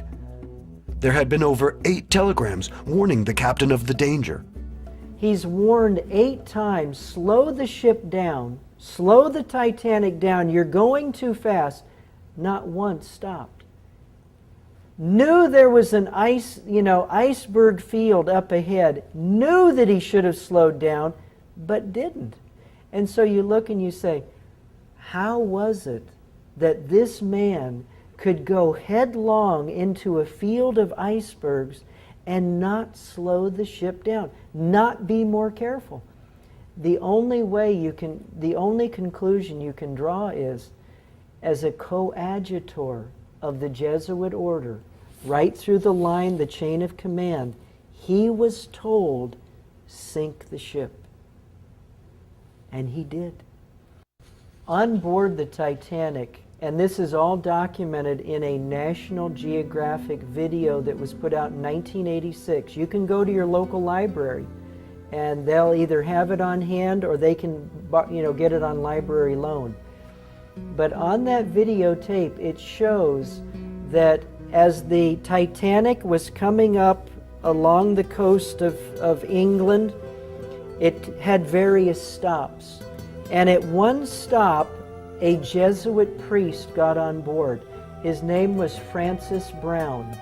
Francis Brown got on board the Titanic, took pictures of all of the wealthy people, took pictures of Edward Smith, the captain, and then, just before the Titanic set sail across the Atlantic, Francis Brown got off. And then, of course, the Titanic sunk. Well, Francis Brown is given a camera by his bishop, by his uncle, the bishop, and he is told to go down and take all these pictures of all these people we're going to kill in first class. And so that's what he does. He takes pictures of all these rich people, everybody that's there is going to go down, and a rich passenger offers him passage. Well, he knows the ship's going to go down, but he very sheepishly got in contact with his provincial. And the provincial's message was, get off that ship. Like Brown, another noted passenger, Jesuit agent J.P. Morgan, did not make the ill-fated sea voyage. Even though booked on the ship for passage to America, Morgan also fortuitously canceled at the last minute. Of course, J.P. Morgan, he had his own suite reserved for him. And there were some 55 men who at the last minute canceled their reservations on the Titanic. J.P. Morgan was one of them. Said he was sick. Oh, by the way, and don't load any of my art treasures on the Titanic either. So he didn't have any of his art treasures on it either. Didn't lose any of that. How do we know there was foul play involved with the Titanic? When the iceberg was sighted, it was First Officer Murdoch who attempted to port around the deadly object. This was sound enough, but Murdoch also ordered the engines into reverse. Author Wynne Wade asked the obvious question. As long as Murdoch was trying to veer out of the iceberg's way, why had he jammed on the brakes, so to speak, by throwing the engines full speed astern? In point of fact, the 1910 edition of Knight's Modern Seamanship clearly contradicted Murdoch's decision. The instructions are clear. Avoid reversing the engines. Wade sums up the situation by saying, Murdoch had maneuvered in a manner more likely to cause collisions than to prevent them. As with many who investigated the Titanic disaster, author Wynne Wade was at a loss to explain Murdoch's actions in going against the book. But the captain and Murdoch's actions were not the only telltale signs of treachery on the night the Titanic sank. We see all sorts of anomalies on the Titanic. For example, when it was sinking, the emergency flares were to be red so that ships in those lanes could see the Titanic was in trouble. Well, someone had taken away the red flares and replaced them with white flares, making it look like we were shooting off flares and having a party. And then the loading of the boats, we know that was a fraud. They didn't allow the lifeboats to be completely loaded. They were only half loaded, some 1/3 loaded, because the targets in the first class could not be allowed to board. And the Jesuits were not only the captain, but his officers, and there had been a strike in England at the time, and the men who were normally the ones who would man the ocean liners, they were replaced by Jesuit coadjutors ready to board because they were all under oath to die for the Black Pope if necessary, and so they did carry out the sinking of the Titanic.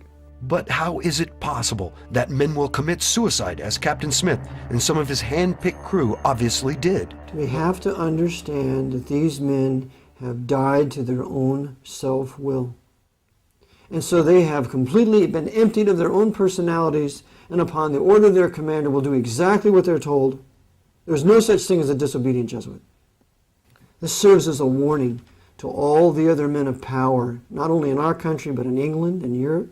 You mess with us, and we're going to do to you what we did to all those people on Titanic, and we're going to thwart the investigation, because a subsequent investigation of the sinking of Titanic blamed Bruce Ismay, the right-hand man of J.P. Morgan, and Captain Ward of England. They were the scapegoats, when they could have easily blamed the men of power at that time. Saw who canceled their reservations. It was a Warren Commission all over again. 9/11 Commission all over again. It's a whitewash and cover-up, and that cover-up is even more powerful than the murder itself. After many of the leading opponents to a central bank had been removed, the Jesuits moved to obtain passage of the 16th Amendment and the Federal Reserve Act, both in 1913. So they created the Federal Reserve Bank to finance their crusades. Without the Federal Reserve Bank, there's no war in Iraq. Without the Federal Reserve Bank, there's no World War II. There's no World War I. And there's a book written by Katz called The Money Changers, and in it he says that it's the Federal Reserve Bank and the creators of all this paper currency, fiat money, credit out of thin air. Without that, you don't have these wars. So they needed the Federal Reserve Bank to create wars on heretic and liberal peoples in Europe so that they could restore the Pope's temporal power throughout the European nations that was being thrown off in the 1800s.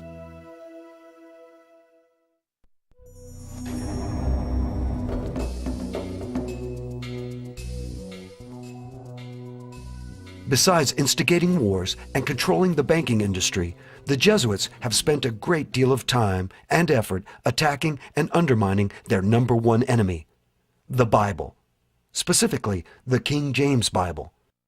As stated in Leone's The Secret Plan, the Jesuits view the Bible as a serpent that must be made into a harmless rod. In an effort to undermine the validity of the Bible, especially the book of Genesis, the Jesuits promoted Charles Darwin's unproven theory of evolution. Evolution theory postulates that man evolved or came about by chance. There was no God or divine agent at work in creating the world. All life had simply developed over time by mutations from a single cell that was formed billions of years ago. Supposedly, man himself had evolved from primitive ape-like creatures to his present state. When the evolutionary theory needed proof of its validity, a young Jesuit priest by the name of Pierre Teilhard de Chardin appeared on the scene. In 1912, Teilhard assisted Charles Dawson at the digs in England where the Piltdown Man was discovered.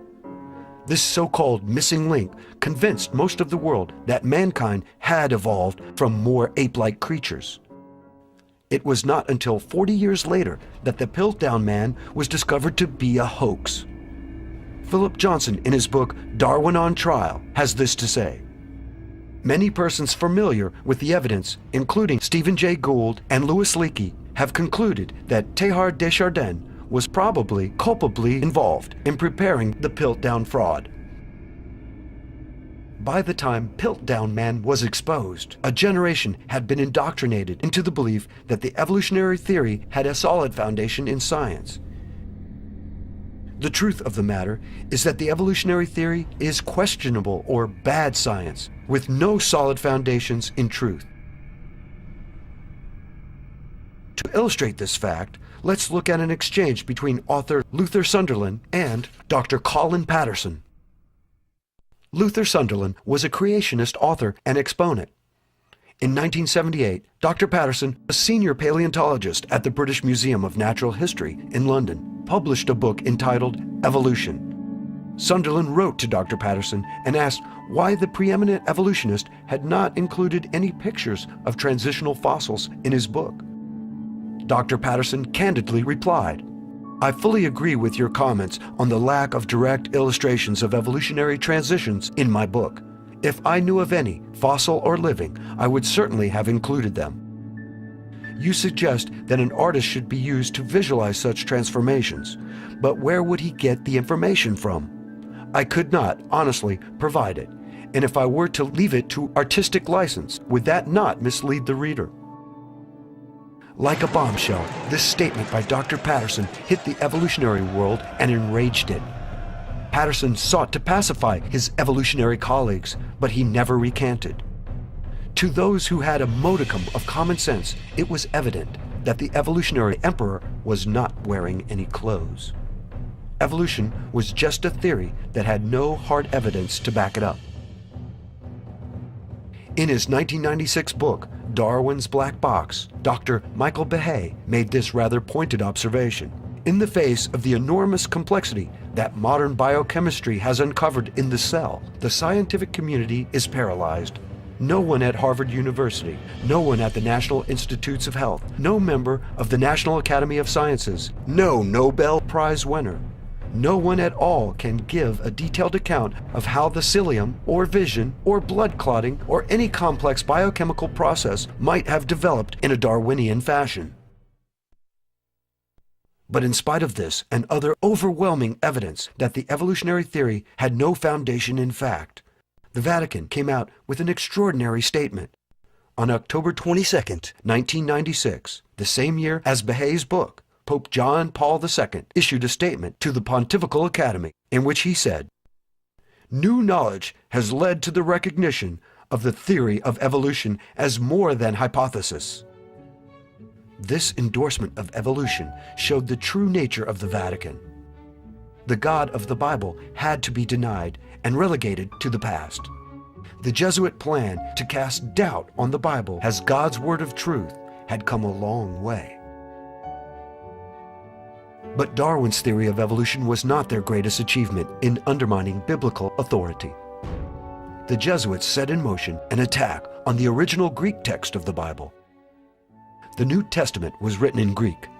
For over 1900 years, the Greek text of the Scriptures had endured and come down to us as it was read by the first Christians. To be sure, we now only have copies of the originals, but the text has remained the same. Today, there are 5,686 Greek New Testament manuscripts in existence. Of these manuscripts, the majority, over 90%, have been used over the centuries as a basis for the text of the New Testament. This majority text came out of Antioch in Syria. Antioch became the headquarters for Christians of the first century, and the majority text is often referred to as the Antiochian text. But the authoritative line of manuscripts is more often called the Textus Receptus, or received text. The King James Version is based on the received text. In the past, there have been attempts to alter the received text. A group of Gnostic Christians centered in Alexandria, Egypt, altered some manuscripts in the 3rd century. The corrupted Alexandrian manuscripts downplayed the divinity of Jesus. The famous scholar Origen seems to have had a hand in this undertaking. However, the Christians of that time were not fooled.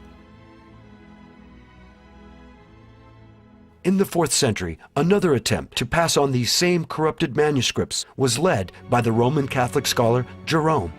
Jerome made a translation of the Bible using the corrupted Alexandrian texts in 380 AD. Jerome called his translation the Vulgate. Jerome's new translation was promoted by Rome, and those who did not use it were persecuted. It was not until the Reformation that the uncorrupted received text was again used to translate God's Word into the common language.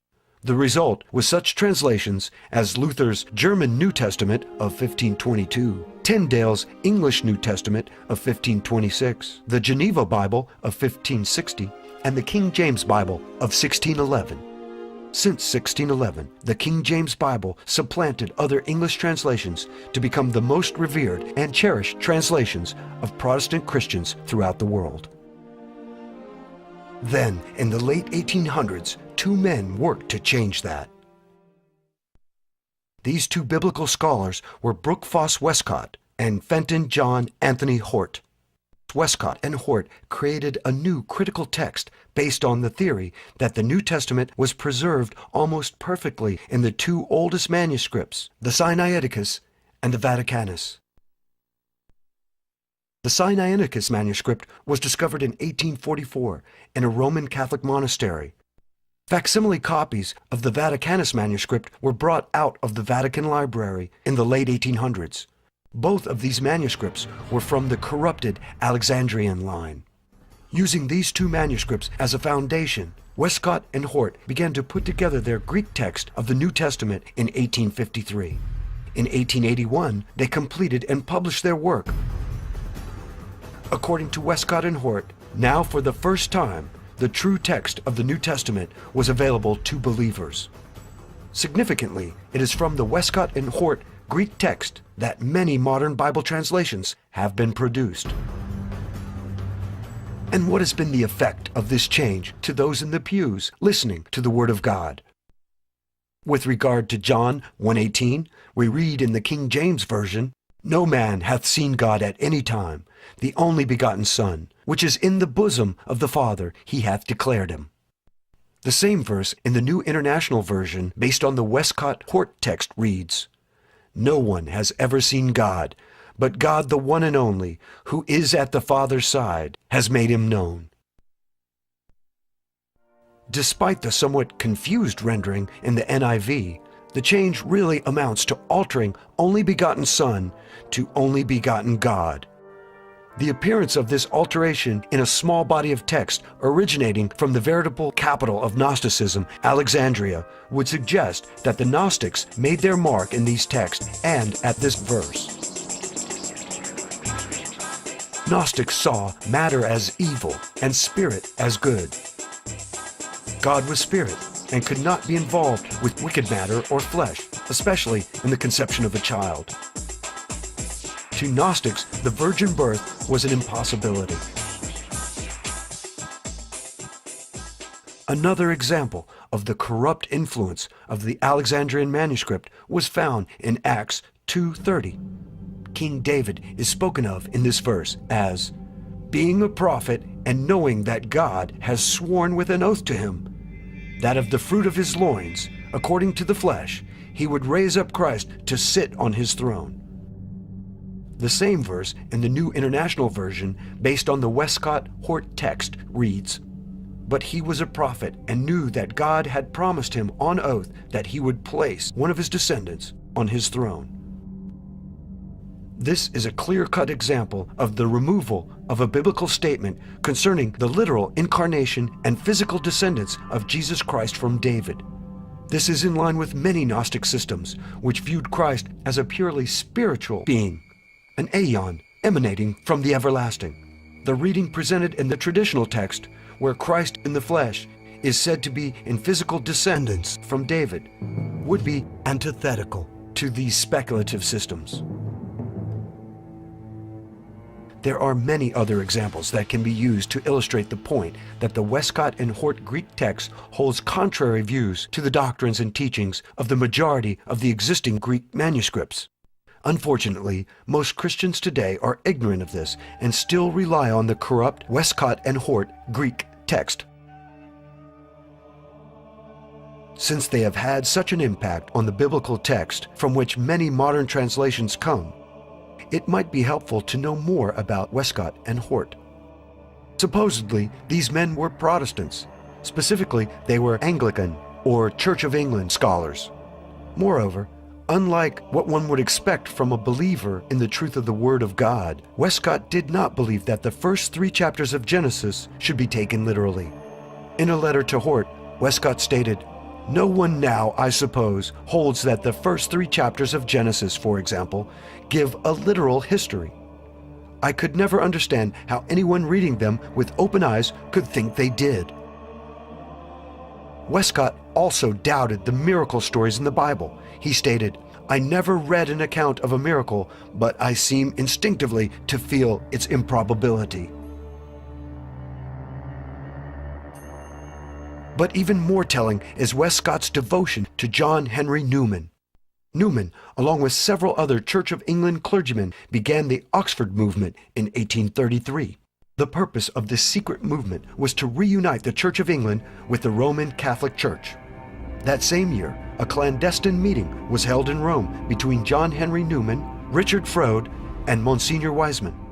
When asked what it would take for the Church of England to be accepted back into the Roman Catholic Church, Monsignor Wiseman answered, "The Church of England must accept the Council of Trent in its entirety." Consider that. In 1833, the spokesman for the papacy brings up the acceptance of the Council of Trent as the main condition for reuniting with Rome. The Council of Trent met and declared 125 anathemas against the Protestant Reformation. The Pope and the Jesuits had not changed their minds then or to this day. For 12 years, Newman and his colleagues worked secretly to push the Church of England back into the arms of the papacy. When this secret society and its intentions were discovered, Newman and 150 followers defected to the Roman Church. It is apparent that Westcott was one of Newman's disciples who did not defect, but rather remained as a tool of Rome. Westcott's scholastic partner and pupil, Fenton John Anthony Hort, was no better in his biblical faith. Although Hort doubted the existence of a literal devil and of eternal punishment for the godless, he did believe in the Roman Catholic concept of purgatory. Hort stated that the idea of purgation, of cleansing as by fire, seems to me inseparable from what the Bible teaches us of the divine chastisements.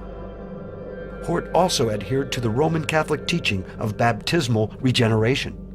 Hort stated, "We maintain baptismal regeneration as the most important of doctrines. The pure Romish view seems to me nearer and more likely to lead to the truth than the evangelical." These false teachers worked ceaselessly to undermine the King James Version of the Bible and install new Bible versions more acceptable to the Vatican. Bible versions like the Revised Standard Version, the American Standard Version, the Living Bible, and the New International Version of the Bible. As mentioned earlier, the NIV is based on the Westcott-Hort Greek text and its successor, the Nestle-Aland Greek text. A Jesuit translator, Carlo Cardinal Martini, was on the translation committee for the NIV. For this supposedly Protestant translation of the Bible, a representative of a group sworn to destroy Protestants sat on the committee that created a Protestant Bible. So, is this really a Protestant Bible? Once doubt had sufficiently been cast on the Bible and its veracity, the Jesuits knew the public would be less inclined to rise up in revolt as more open and drastic measures were taken to suppress the true Word of God. In the 1962 Engel versus Vitale case, the U.S. Supreme Court voted that prayer in public school was unconstitutional. Why? Because it violated the First Amendment. Prayer in school had not violated the First Amendment for 175 years, but suddenly it did? The following year, in the case of Abington versus Shemp, the Supreme Court voted that the reading of the Bible was also a violation of the First Amendment. How did the Supreme Court arrive at these decisions? One only has to know that the Chief Justice of the court, Earl Warren, was a Freemason to see why the court voted as it did. And why did the President and Congress not impeach these Supreme Court justices and remove them from the court? The answer is simple. The President and Congress agreed with the decision. Otherwise, these godless justices would have been impeached and removed.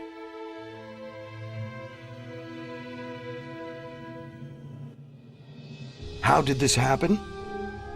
First, in the 1950s, churches began to incorporate and organize as tax-exempt organizations. Churches had always been tax-exempt, but now they could offer their congregations tax deductions for tithes and offerings. It was Senator Lyndon Baines Johnson who pushed for the churches to be added to the Section 501c3 of the tax code. For a 501c3 church to openly speak out or organize in opposition to anything that the government declares legal, even if it is completely immoral, the church will jeopardize its tax-exempt status.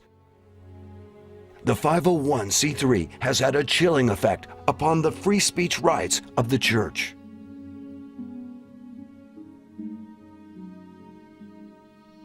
Another reason for the demise of the Protestant churches in America was that church pulpits and leadership had been infiltrated and subverted by Freemasons and Jesuit coadjutors.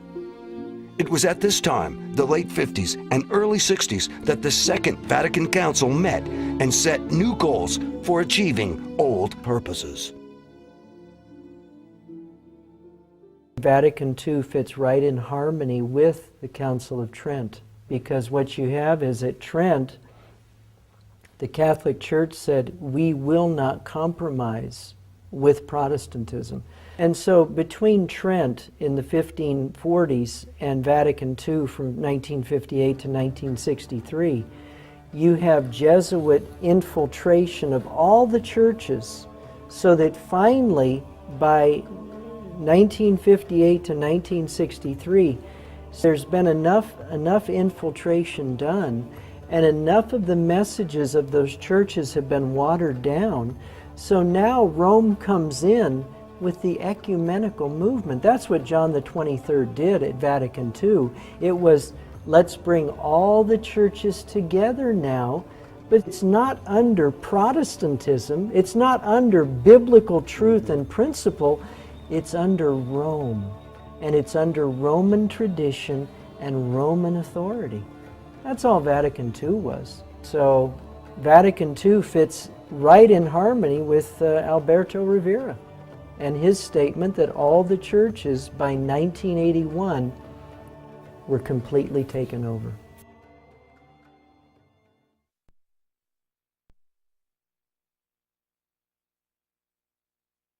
What is the ultimate goal of the papacy? What is it that has not changed since the meetings in Vienna, Verona, and Chery in the early 1800s? The answer is domination of the world. The Vatican is seeking to create a one-world government or New World Order. And what will be the capital of this world government? Not Rome, but Jerusalem. In 1993, the Italian newspaper La Stampa carried a curious article that said the Vatican had gained control of a portion of the Temple Mount in Jerusalem. They want their capital back. The Crusades haven't ended. They've done this before. It's not a new phenomenon here. What the Vatican wants is, Rome is their second capital. They want a crusade to liberate what they view as their actual physical capital. And that's where they don't want Jews in Jerusalem.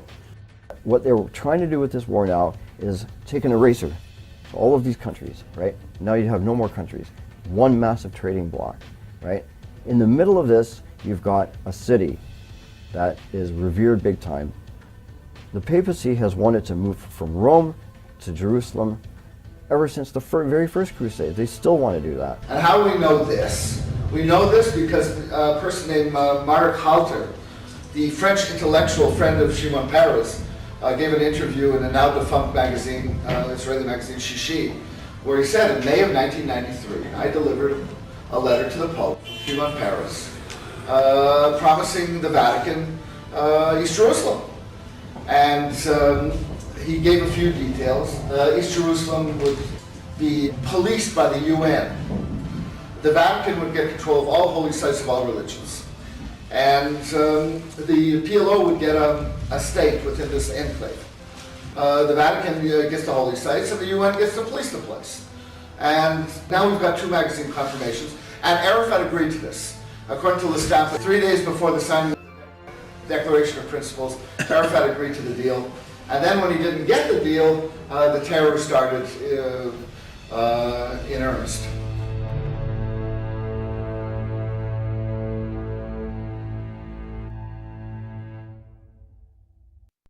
If you do not bow down to the Jesuit-controlled Roman Catholic leader, you are a heretic, and you must die. These are the words of the celebrated St. Thomas Aquinas. On the part of the Church, however, there is mercy which looks to the conversion of the wanderer, wherefore she condemns not at once, but after the first and second admonition, as the Apostle directs. After that, if he is yet stubborn, the Church, no longer hoping for his conversion, looks to the salvation of others by excommunicating him and separating him from the Church, and furthermore delivers him to the secular tribunal to be exterminated thereby from the world by death. During the Chiniquy trial, Abraham Lincoln put Bishop Foley on the stand. The bishop was forced to admit that St. Thomas was looked upon as one of the highest authorities. In fact, the Roman Catholic bishops swore that God himself had inspired what St. Thomas had written about the manner in which heretics should be treated by the Roman Catholics. If the Vatican has its way, the future for all who speak out against the Pope or who do not go along with the goals of the Jesuits is one of torture and death. This has been the fate of many world leaders, including presidents in the United States. It has also been the fate of others in all walks of life, like Confederate General Stonewall Jackson, those against the central bank on the Titanic, ex-Jesuit Alberto Rivera. In the Jesuit oath, the Jesuit states, "I will, when opportunity presents, make and wage relentless war, secretly or openly, against all heretics, Protestants, and liberals, as I am directed to do, to extirpate and exterminate them from the face of the whole earth." In light of all that has been exposed in this documentary, what is to be done? First and foremost, Christians should seek the Lord's guidance through daily prayer and Bible study. We should pray for a new reformation, not a false revival, nor one that piggybacks on a political movement, or even one that tries to take control of the existing Antichrist, Republican, and Democrat parties, but rather a reformation that emphasizes the God of the Bible, a Bible based on the Textus Receptus, like the King James Version. Secondly, the Bible tells Christians to separate ourselves from evil. Be ye not unequally yoked together with unbelievers. And in the same chapter, verse 17, "Wherefore come out from among them, and be ye separate, saith the Lord." We should seek for a peaceful separation or secession from the American Empire. We want to go back to a typical constitutional Protestant form of government that was isolationist. We kept our noses out of the businesses of other nations, and we sought to develop our own country. George Bush has called the United States Constitution a GD piece of paper, and he's called this present war a crusade, which it is. So it's all the more reason to secede. We're never going to get any relief. We need to have a move in every state for secession, where we can begin to withdraw from Rome on the Potomac, which is Washington, and we can reestablish state, national government once again and begin to govern our own affairs for what's best for that population or those populations in those states. And if we wish, we can then confederate together with other states, but we don't have to. Christians should not only avoid the poisons of this world, but also the false churches in the land. We should attend Bible-believing churches that are not incorporated and thus controlled by the government. If you cannot find a Bible-believing congregation in your area, start a house church yourself, with your family, or with other people in your community. Christians should shine light on the evil we see and speak out against it. In Ephesians we read, "And have no fellowship with the unfruitful works of darkness, but rather expose them." Do not be timid, but speak out about what is clearly unbiblical and evil in this country. And finally, Be aware of deceivers and deceptions. Jesus warned of false prophets with lying tongues. In Matthew 24, verse 11, we read, "And many false prophets shall rise, and shall deceive many." In 1 Timothy, the Apostle Paul wrote, "Now the Spirit speaketh expressly, that in the latter times some shall depart from the faith, giving heed to seducing spirits and doctrines of devils." As we move closer to the second coming of Christ, we should be vigilant and hold steadfast to the true faith as found in the Scriptures, leaning on the Holy Spirit to empower us against false doctrine and wicked men. God's Word does not tell us to make war on other countries, to bring them democracy, or to do nation building. These lies need to be denounced. The Jesuits will not stop in their quest for world dominion and the setting up of a new world order. Christians are to resist this Antichrist system and be the light of the world. As the light shines, it reveals the truth, and the dark creatures of this world retreat from it.